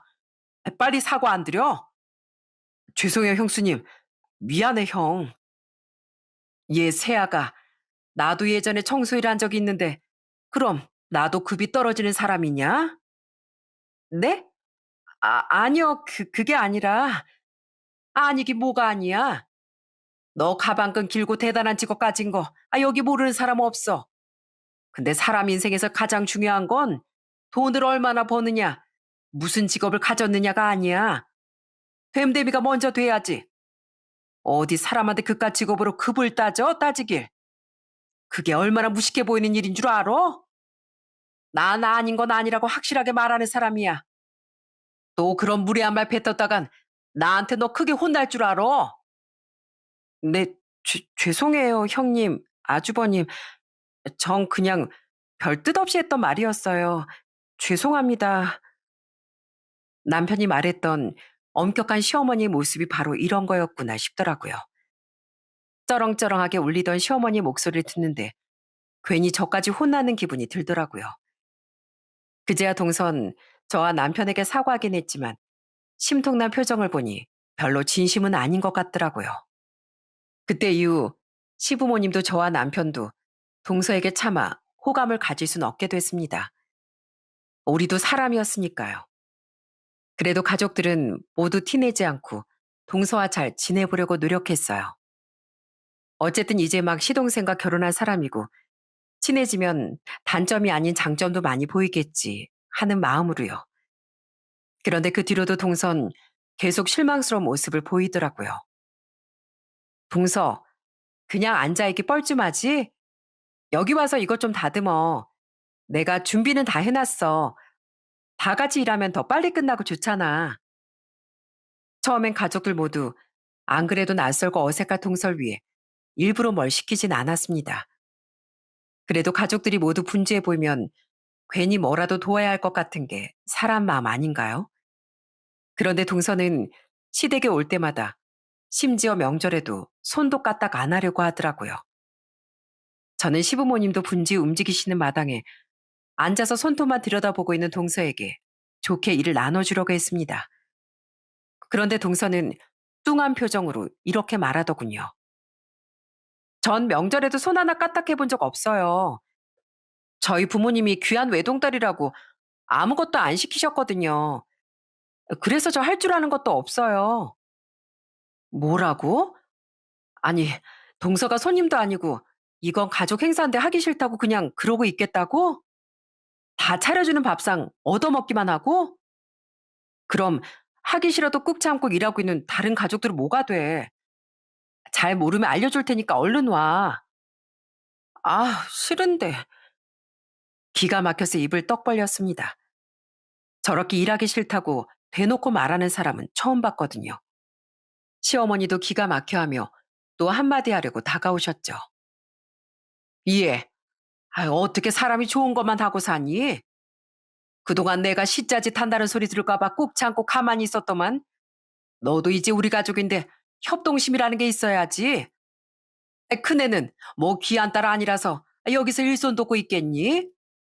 어지간한 준비님이 나랑 네 시애비가 다 해놨으니까 나머지만 좀 같이 하자는데 어떻게 하루 종일 넌 거기 엉덩이 붙이고 가만히 앉아만 있어? 할 줄 모르면 배우면 되지. 너 똑똑하다며? 아니야? 시어머니 부르릉에 동서는 또 똥 씹은 표정이 되어 주방으로 다가오더군요. 그렇게 하는 수 없이 돕긴 돕는데 하기 싫은 티를 팍팍 내며 깨작깨작거리더라고요. 시동생은 동서에게 적당히 좀 하라며 가족들에게 미안해서 어쩔 줄을 몰랐죠. 당연히 가족들 모두 동서를 좋아할래야 좋아할 수가 없었죠. 그 착한 시동생이 어쩌다 이런 여자를 골라 결혼한 건가 싶더라고요. 그런데 시동생이 결혼한 지 1년쯤 지났던 어느 날, 시동생이 웬일로 술에 취해 저희 집에 찾아왔더라고요. 깜짝 놀라 우선 물을 한 잔 떠다 주니 시동생은 물을 벌컥벌컥 마시곤 돌연 하소연을 시작하더군요. 형, 나 진짜 결혼 잘못한 것 같아. 형수님, 저 너무 힘들어요. 두 사람 다 저랑 집사람 결혼 생활이 순탄치 않을 거라고 예상은 하고 있겠죠? 근데 생각보다 더 엉망이에요. 들어보니 정말 시동생이 힘들겠다 싶더라고요. 동성 결혼한 후 단 한 번도 집에서 밥을 차리고 청소를 하는 등 집안일을 한 적이 없다고 해요. 심지어 시동생의 장인 장모조차 귀하게 키운 자신들의 외동딸을 고생시키지 말고 시동생 혼자 수고 좀 해달라는 말을 했다고 하더라고요. 매일 밥 해주는 거? 맞벌인데 그런 거 애초에 바란 적도 없어요. 그냥 서로 힘드니까 사이좋게 나눠 사길 바랬는데 이럴 바엔 제가 왜 결혼을 했나 싶어요. 결혼 전엔 밖에서만 만났으니까 이런 문제가 생길 거라고 생각도 못 했거든요. 좀 귀하게 자란 줄로 알았지. 이렇게 이기적인 사람인 줄은 정말 몰랐다니까요. 성격도 순수한 줄 알았는데 막상 결혼해서 보니까 이기적이고 무리하기 짝이 없고 왜 결혼 전에 이런 걸 아무것도 몰랐을까요? 제가 너무 일만 하고 살았나 봐요. 여자 보는 눈이 형편없었던 것 같아요. 심지어 동선 청소기 한 번을 자기 손으로 안 돌리고 옷도 아무데나 막 벗어둔다고 하더군요. 시동생은 이젠 질려버려서 자신도 자포자기해서 밥도 다 사먹고 집안일도 손에서 놨다고 말했죠. 그렇다고 결혼한 지 1년 만에 갈라선다고 하면 어머니 아버지가 얼마나 속상해 하시겠어요? 그래서 어떻게든 잘 살아보려고 설득도 노력도 다 해봤는데 집사람은 개선의 여지가 전혀 없는 것 같아요. 아, 진짜 타임머신이라도 있다면 제발 시간을 돌리고 싶네요. 죄송해요, 형수님. 혼자 끌어안고 참아보려고 했는데 제가 술에 너무 취했나 봐요. 오직 힘들었으면 술을 마시고 저희 집까지 찾아왔겠습니까? 시동생이 하도 서글프게 흐느끼길래 우린 조언도 제대로 못 해주고 시동생을 달래기 바빴어요. 그렇게 실컷 울분을 토한 시동생은 늦은 밤에 찾아와 미안하다며 잡을 새도 없이 돌아가 버렸고요. 우리가 도와줄 일 없냐고 하니 자기 일이니 자기가 알아서 잘 해결하겠다는 말을 하면서요. 제가 벌인 일이니까 어떻게든 잘 해볼게요. 죄송합니다, 형수님. 그리고 형 미안했어. 그런데 시동생이 몰랐던 일이 있었습니다. 그날 저희 집엔 손주들을 보러 시부모님이 놀러와 계셨다는 사실을요. 두 분은 일찍 방에서 잠을 청하셨는데 난데없이 들이닥쳤다가 하소연만 하고 돌아간 시동생의 목소리에 잠에서 깨셨다고 하더라고요. 우리가 시부모님이 와 계신다는 말을 할 새도 없이 시동생이 울기만 하다 돌아가 버려 미처 말을 못했던 거죠. 시댁에 와서도 그렇게 철딱서니 없게 구내니 집에선 얼마나 더 할까 우려하긴 했었다. 그래도 이건 너무 심하잖아. 아휴, 속상해서 정말. 그래도 다 자업자득 아니냐. 자기가 새아가 걔 실체를 제대로 모르고 결혼한 거니까. 그럼 나라도 사람 보는 눈이 있었어야 했는데 나도 뭐에 홀렸었나 보다. 시아버지는 엄청 속상해하셨고 시어머니는 크게 분노하셨습니다. 그렇다고 다 큰 아들 부부 일에 부모가 끼어들어 왈가왈부하는 것도 우스운 일이라며 동서에게 전화라거나 하진 않으셨지만요. 그런데 그로부터 며칠 뒤 제 일상에 깜짝 놀랄 일이 생기더군요. 어? 동서? 어머, 형님. 형님이 일하신다는 병원이 여기였어요? 어. 근데 동서는 왜 여길... 저 이직했어요. 오늘부터 저 여기로 출근해요. 근데 세상 정말 좁네요. 여기서 형님을 다 마주치고. 바로 제가 일하던 병원에서 동서와 딱 마주쳤던 겁니다. 동서에 대한 감정이 좋은 상태는 아니었지만 그래도 가족을 일터에서 만나니 신기하긴 했습니다. 마찬가지로 놀란 동선 우선 반갑다는 듯 인사를 하긴 했는데 잠시 주위를 두리번거리더니 이런 말을 하더라고요. 형님, 이런 데서 뵈니까 신기하긴 한데요. 앞으로 사람들이 있을 땐 저 아는 척은 안 해주셨으면 좋겠어요. 그냥 괜히 사람들이 우리가 가족인 걸 알면 불편할 수도 있잖아요. 둘이 있을 땐 괜찮지만 부탁 좀 드릴게요. 좀 기분이 상했습니다. 과거 청소부라는 제 직업을 무시했던 사람이었으니 내가 창피하구나 싶었던 거죠. 괜히 거기다 대고 불쾌하네 뭐네 하는 것도 번거로워 전 떨떠름한 표정으로 대충 넘어갔어요. 그날 집에 가서 남편에게 동서를 만났다고 말해주니 남편도 인상을 구기며 투덜대더군요. 진짜 마음에 안 드는 여자야. 아무리 재수씨라고 해도 정말 재수똥이라니까. 당신 신경 쓰지 마. 그 뒤로 동서도 저도 사람들이 있을 때면 아는 척도 하지 않았습니다. 그래도 사람들이 없을 땐 저도 저지만 동서도 먼저 고개라도 까딱하며 제게 아는 척을 하더라고요. 윗사람으로서 그걸 무시하는 것도 유치한 것 같아 저도 동서와 둘이 있을 때만 인사 정도는 하곤 했고요. 그런데 동서가 이직한 지 일주일 뒤에 어느 날 저는 정말 당혹스러운 일을 겪게 됐어요. 그날도 전 동서와 딱 마주쳤는데요. 주위에 아무도 없길래 먼저 형식적인 인사를 건넸습니다. 동서, 힘들지? 오늘도 고생이 많아. 진짜. 청소부 주제에 창피하게 누구더러 동서래요. 왜 아는 척이냐고요? 그런데 동선 갑자기 제게 막 신경질을 내지 않겠어요? 진짜 황당했습니다. 아니, 먼저 나한테 와서 인사할 땐 또 언제고 왜 갑자기 성질이야? 생각해보니까 청소부인 형님이랑 일터에서 아는 체 하는 자체가 창피한 일인 것 같아서 그래요. 앞으로 사람들 없을 때도 저한테 말 걸지 마세요. 아니면 선생님하고 꼬박꼬박 존칭하고 고개 숙여서 인사하던가요. 진짜 사람이 웃어주니까 별게다 맘먹으려고 드네. 뭐? 맘먹어? 야, 백진이, 너 지금 말 다 했어? 어머니 말씀대로 직업이 의사면 뭐해? 사람 인성이 먼저 돼야지. 그럼 손이 동생 내가 너랑 맘먹지 상전처럼 떠받들어 주리?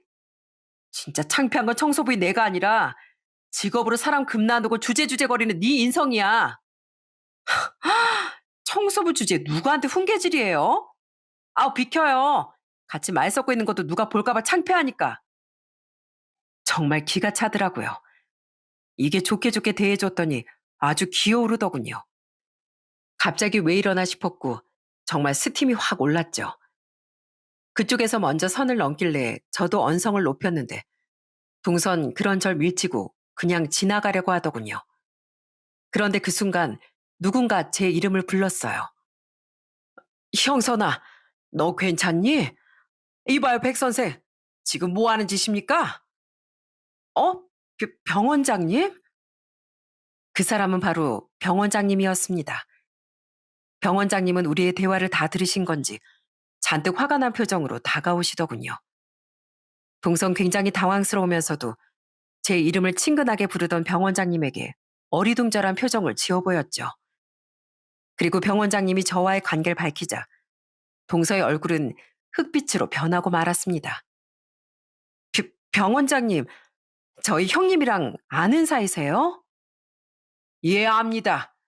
백 선생이 우리 형선이랑 동서지간이라는 건 방금 알았지만요. 백 선생, 당신이 뭐 얼마나 대단한 사람이라고 청소한다는 이유로 사람을 그렇게 무시합니까? 여기로 이직한 지 얼마 안 돼서 잘 모르나 본데 난 의사랍시고 다른 사람한테 갑질하는 사람 세상에서 제일 싫어합니다. 내가 사람을 잘못 뽑았네요. 그리고 우리 형선인 나한텐 딸이나 마찬가지인 존재입니다. 그런 우리 형선이한테 감히 이런 짓을 해요? 네, 네? 딸 같은 존재요? 맞습니다. 병원장님은 제게 마치 작은 아빠 같은 분이셨어요. 사실 제가 그 병원에서 일하게 된 것도 다 병원장님이 아저씨가 제게 일자리를 추천해 주셨기 때문이었죠. 병원장님은 제가 어릴 적부터 아저씨라고 부르던 아빠의 중마고우셨거든요. 두 분은 중고등학교를 같이 나온 학창 시절 친구셨어요. 두 분은 결혼식 때 서로 사회를 봐주기도 하고 결혼 후에도 가족끼리 다 같이 만나 놀러도 가고 여행도 가고 나셨죠. 그 덕분에 저도 아저씨와 어릴 적부터 보고 자랐었던 거고요. 아저씨는 술이 얼큰하게 취하시면 아빠가 자신에게 얼마나 고마운 존재였는지 항상 말해주곤 하셨습니다. 형선아, 네 아빠 말이야. 이 아저씨의 은인이야, 은인. 아저씨네 집은 너희 아빠 집보다도 더 어려웠었거든. 부모님도 다 일찍 돌아가시고 난 우리 할머니 손에 컸어. 나도 너희 아빠처럼 마을 어른들의 도움도 참 많이 받은 덕에 고등학교를 졸업했었지. 그런데 우리 할머니가 내가 고등학생 때 돌아가시면서 이 아저씨가 고아가 됐었거든. 근데 네 아빠가 나한테 매일같이 도시락을 나눠줬었다. 아빤 자신도 도시락을 겨우 싸우는 처지였으면서도 그 적은 밥을 항상 아저씨에게 나눠주셨다고 해요. 또 공부를 잘하지 못했던 아빠와 달리 아저씨는 공부를 정말 잘해서 의대에 진학했는데 아저씨는 딱 의대 첫 등록금은 감사한 분께 후원을 받을 수 있었다고 합니다. 아빤 바로 취업해 사회로 나오셨고요. 그때 아빤 공부하랴 학비 벌려 너무 힘들었던 아저씨에게 학비도 몇 번이나 빌려주셨다고 하더라고요. 이 가난했던 녀석이 돈이 있으면 얼마나 있었겠냐. 근데도 네 아빠 나한테 꼭 훌륭한 의사 되라면서 돈을 빌려줬었어. 너같이 훌륭한 의사가 많아져야 아픈 사람들이 하나라도 더 살아날 것 아니냐 하고 말이야. 정작 그런 놈이 자긴 식비 아낀다고 물만 마시면서 일했다는 걸 알았을 땐 내 너무 미안해서 피눈물이 났지. 어디 그뿐이냐?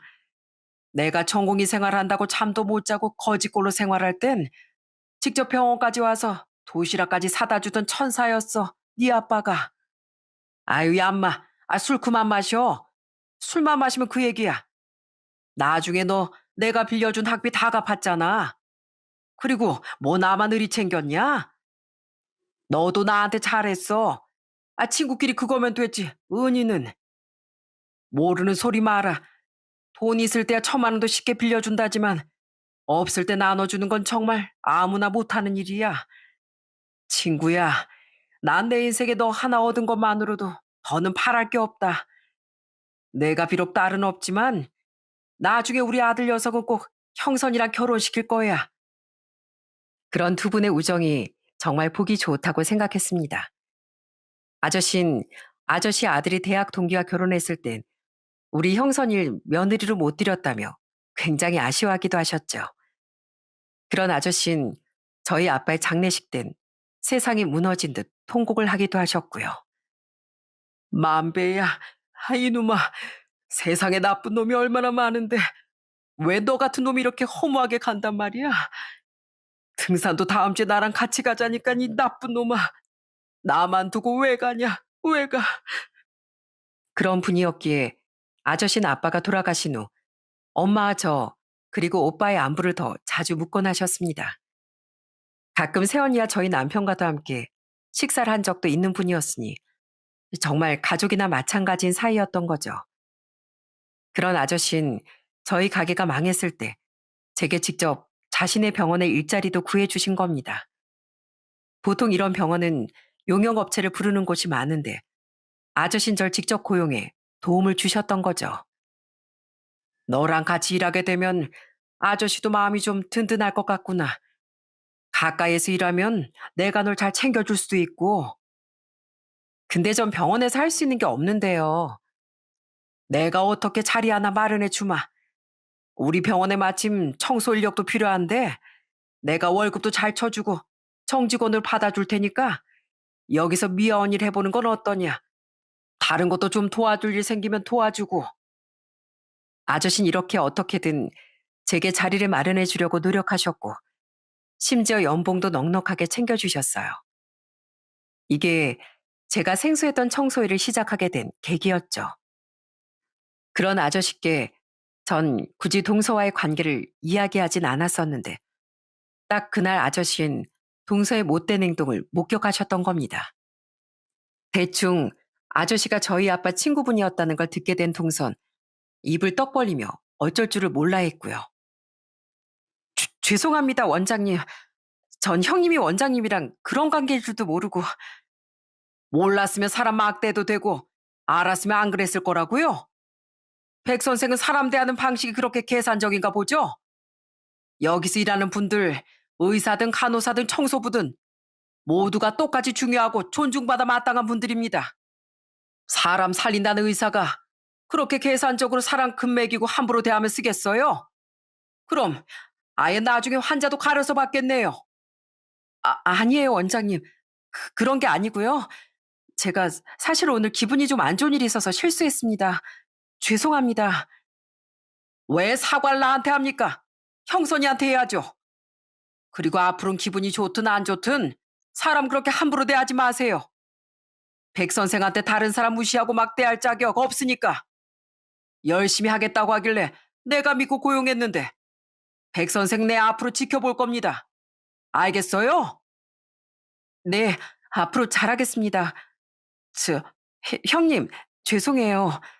제가 아까 어머님이랑 좀 안 좋은 일이 있어서 괜히 화풀이하는 모양새가 됐어요. 정말 죄송해요. 아저씨에게 크게 꾸지람을 맞은 동서는 못 이기는 척 제게 사과를 하더군요. 들어보니까 동선 제게 화풀이를 했던 것 같은데 아무리 사과를 했다고 한들 저도 할 말은 해야겠더라고요. 아저씨, 아니 병원장님이 아니었다면 동선 나한테 아예 사과할 생각도 없었겠지? 이 병원에서 의사 타이틀 앞세워서 갑질하고 뻐기고 다니는 분 아무도 없어. 그게 이 병원의 진정한 품격을 보여주고 있다고 생각해.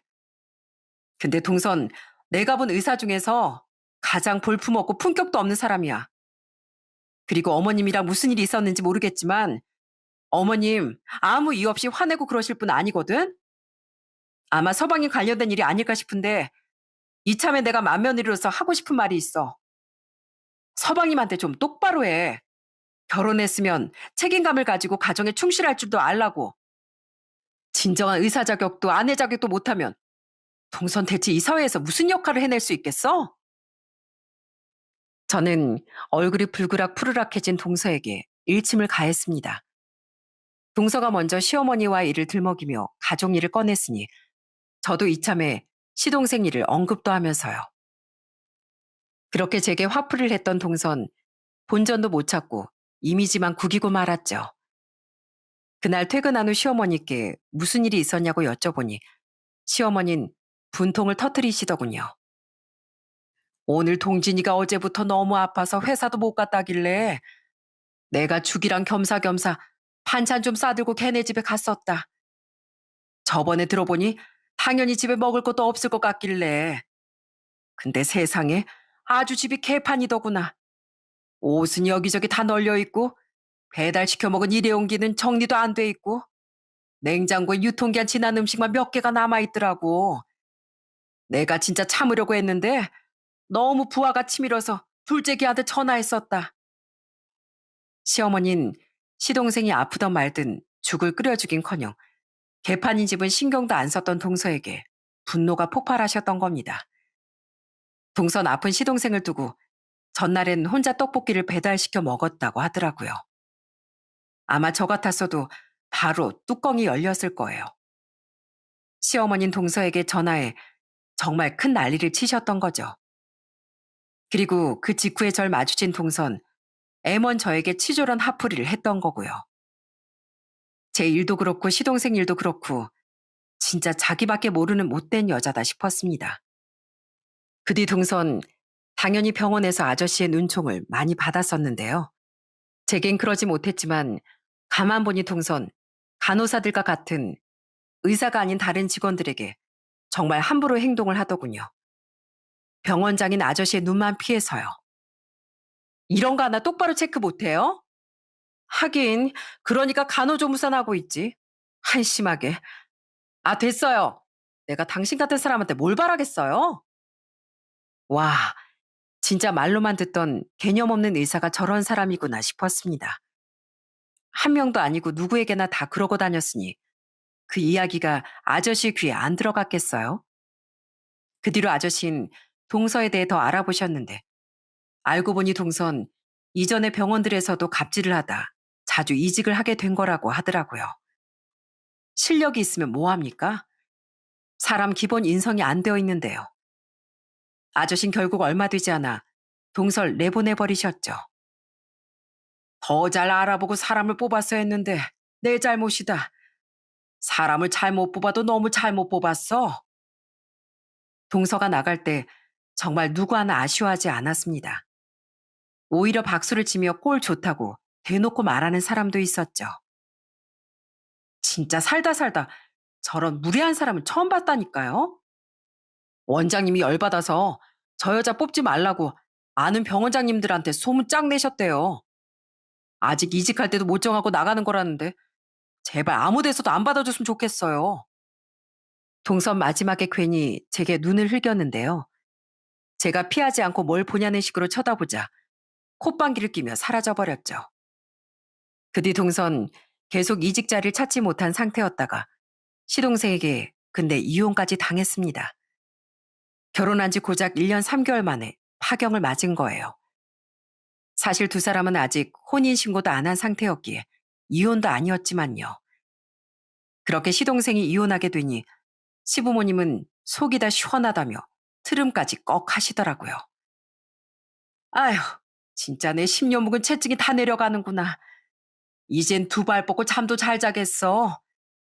뭐 얼마 못 갈 거라고 생각은 했지만 그런 애가 우리 집안 가족으로 있다는 사실만으로도 정말 속이 답답했었다. 잘했어. 그 뒤 동선 서울이 아닌 어디 외곽의 작은 병원에 취업을 했다고 들었습니다. 그 이후의 일이야 뭐 잠시 가족이었던 사이에 더는 궁금한 일도 없었죠. 그렇게 지금은 시동생이 다시 혼자가 된 지도 2년 정도의 시간이 흘렀어요. 지금 시동생은 취미 생활도 하고 일도 열심히 하며 건강한 삶을 살고 있습니다. 한번 결혼에 실패하고 나니 지금 당장은 여자를 만날 생각도 들지 않는다며 한동안은 부모님께 효도하고 자기 자신에게만 더 집중하는 시간을 가지고 싶다고 하더라고요. 시부모님은 그런 시동생을 걱정하긴 하시지만 인연이 있으면 또 짝이 나타나겠지 하며 시동생이 그저 행복하게 살기만을 바라고 계시죠. 신우인 얼마 전엔 시동생에게 웃으며 이런 말을 했었어요. 작은 오빠는 앞으로 여자 만날 땐 나랑 세연이한테 검사부터 받아. 오빠는 믿지 말고. 아빠를 잃은 뒤 좀 힘들어 하셨던 친정엄만 그래도 지금은 함께 살고 있는 오빠 세연이 그리고 우리 조카들 덕에 아주 잘 지내고 계십니다. 그래도 엄마가 쓸쓸해하지 않을까 걱정돼 저도 남편과 아이들과 함께 엄마를 자주 찾아뵙고 있어요. 하늘에서 아빠가 엄마를 조금이라도 덜 걱정하셨으면 하고 바라면서요. 한편 저와 남편은 빚을 거의 다 갚아가고 있습니다. 언젠가 빚을 다 갚은 날엔 아저씨 고급 식당을 예약해 저희 가족에게 파티를 열어주시겠다고 말씀하셨어요. 그런 아저씨께는 예나 지금이나 너무 감사할 따름이죠. 늘 감사하다고 말하던 제게 아저씨는 이런 말씀을 해주셨답니다. 고맙긴 이건 다 네 아빠가 나한테 베풀어준 은혜에 대한 보답일 뿐이다. 그 녀석 딸의 어려움을 외면하는 건 사람으로서 할 짓이 아니지. 그러니 형선아, 언제든지 또 어려운 일 생기면 이 아저씨한테 다 말하렴. 난 너랑 네 오빠에게 언제나 너희들 아빠 대신일 테니까. 아빠의 선행은 아저씨의 인생을 더 빛나는 길로 이끌었고, 그런 아저씨는 아빠의 자식인 제게 따뜻한 도움을 베풀어 주셨답니다. 이렇듯 선함은 더 큰 선함으로 이어지는 것 같아요. 그렇게 저 또한 남편과 함께 아이들을 잘 키우며 열심히 살다 도움이 필요한 사람을 만난다면 꼭 따뜻한 손길을 내밀어주고 싶습니다. 그런 선한 가치관이 돌아가신 아빠께서 제게 물려준 가장 큰 유산이 아닐까 싶네요. 여러분, 그 사람의 인생이 어떠하였는진 오랜 시간이 흐른 후 곁에 남은 이들을 보면 알 수 있다고 하더라고요. 비록 많은 사람이 곁에 있진 않더라도 남은 이들의 마음속에 어떤 사람으로 기억되었는가, 진심으로 마음을 나눌 수 있는 이들이 곁에 남았는가가 중요한 거라고요. 물론 모든 사람이 항상 선행을 베풀면서 이타적으로 살 수는 없겠죠. 하지만 적어도 이기적으로 자신만 생각하며 남 알긴 우습게 하는 사람들의 곁은 황량하게 그지 없을 거라는 말을 하고 싶었어요. 진짜 성공은 돈을 얼마나 벌고 좋은 직업을 가졌느냐가 아니라 내 인생을 얼마나 가치 있게 썼냐는 것임을 사연을 마무리하며 꼭 말씀드리고 싶습니다. 그럼 전 이만 여기서 사연을 마쳐보겠습니다. 제 이야기 끝까지 들어주셔서 감사드려요.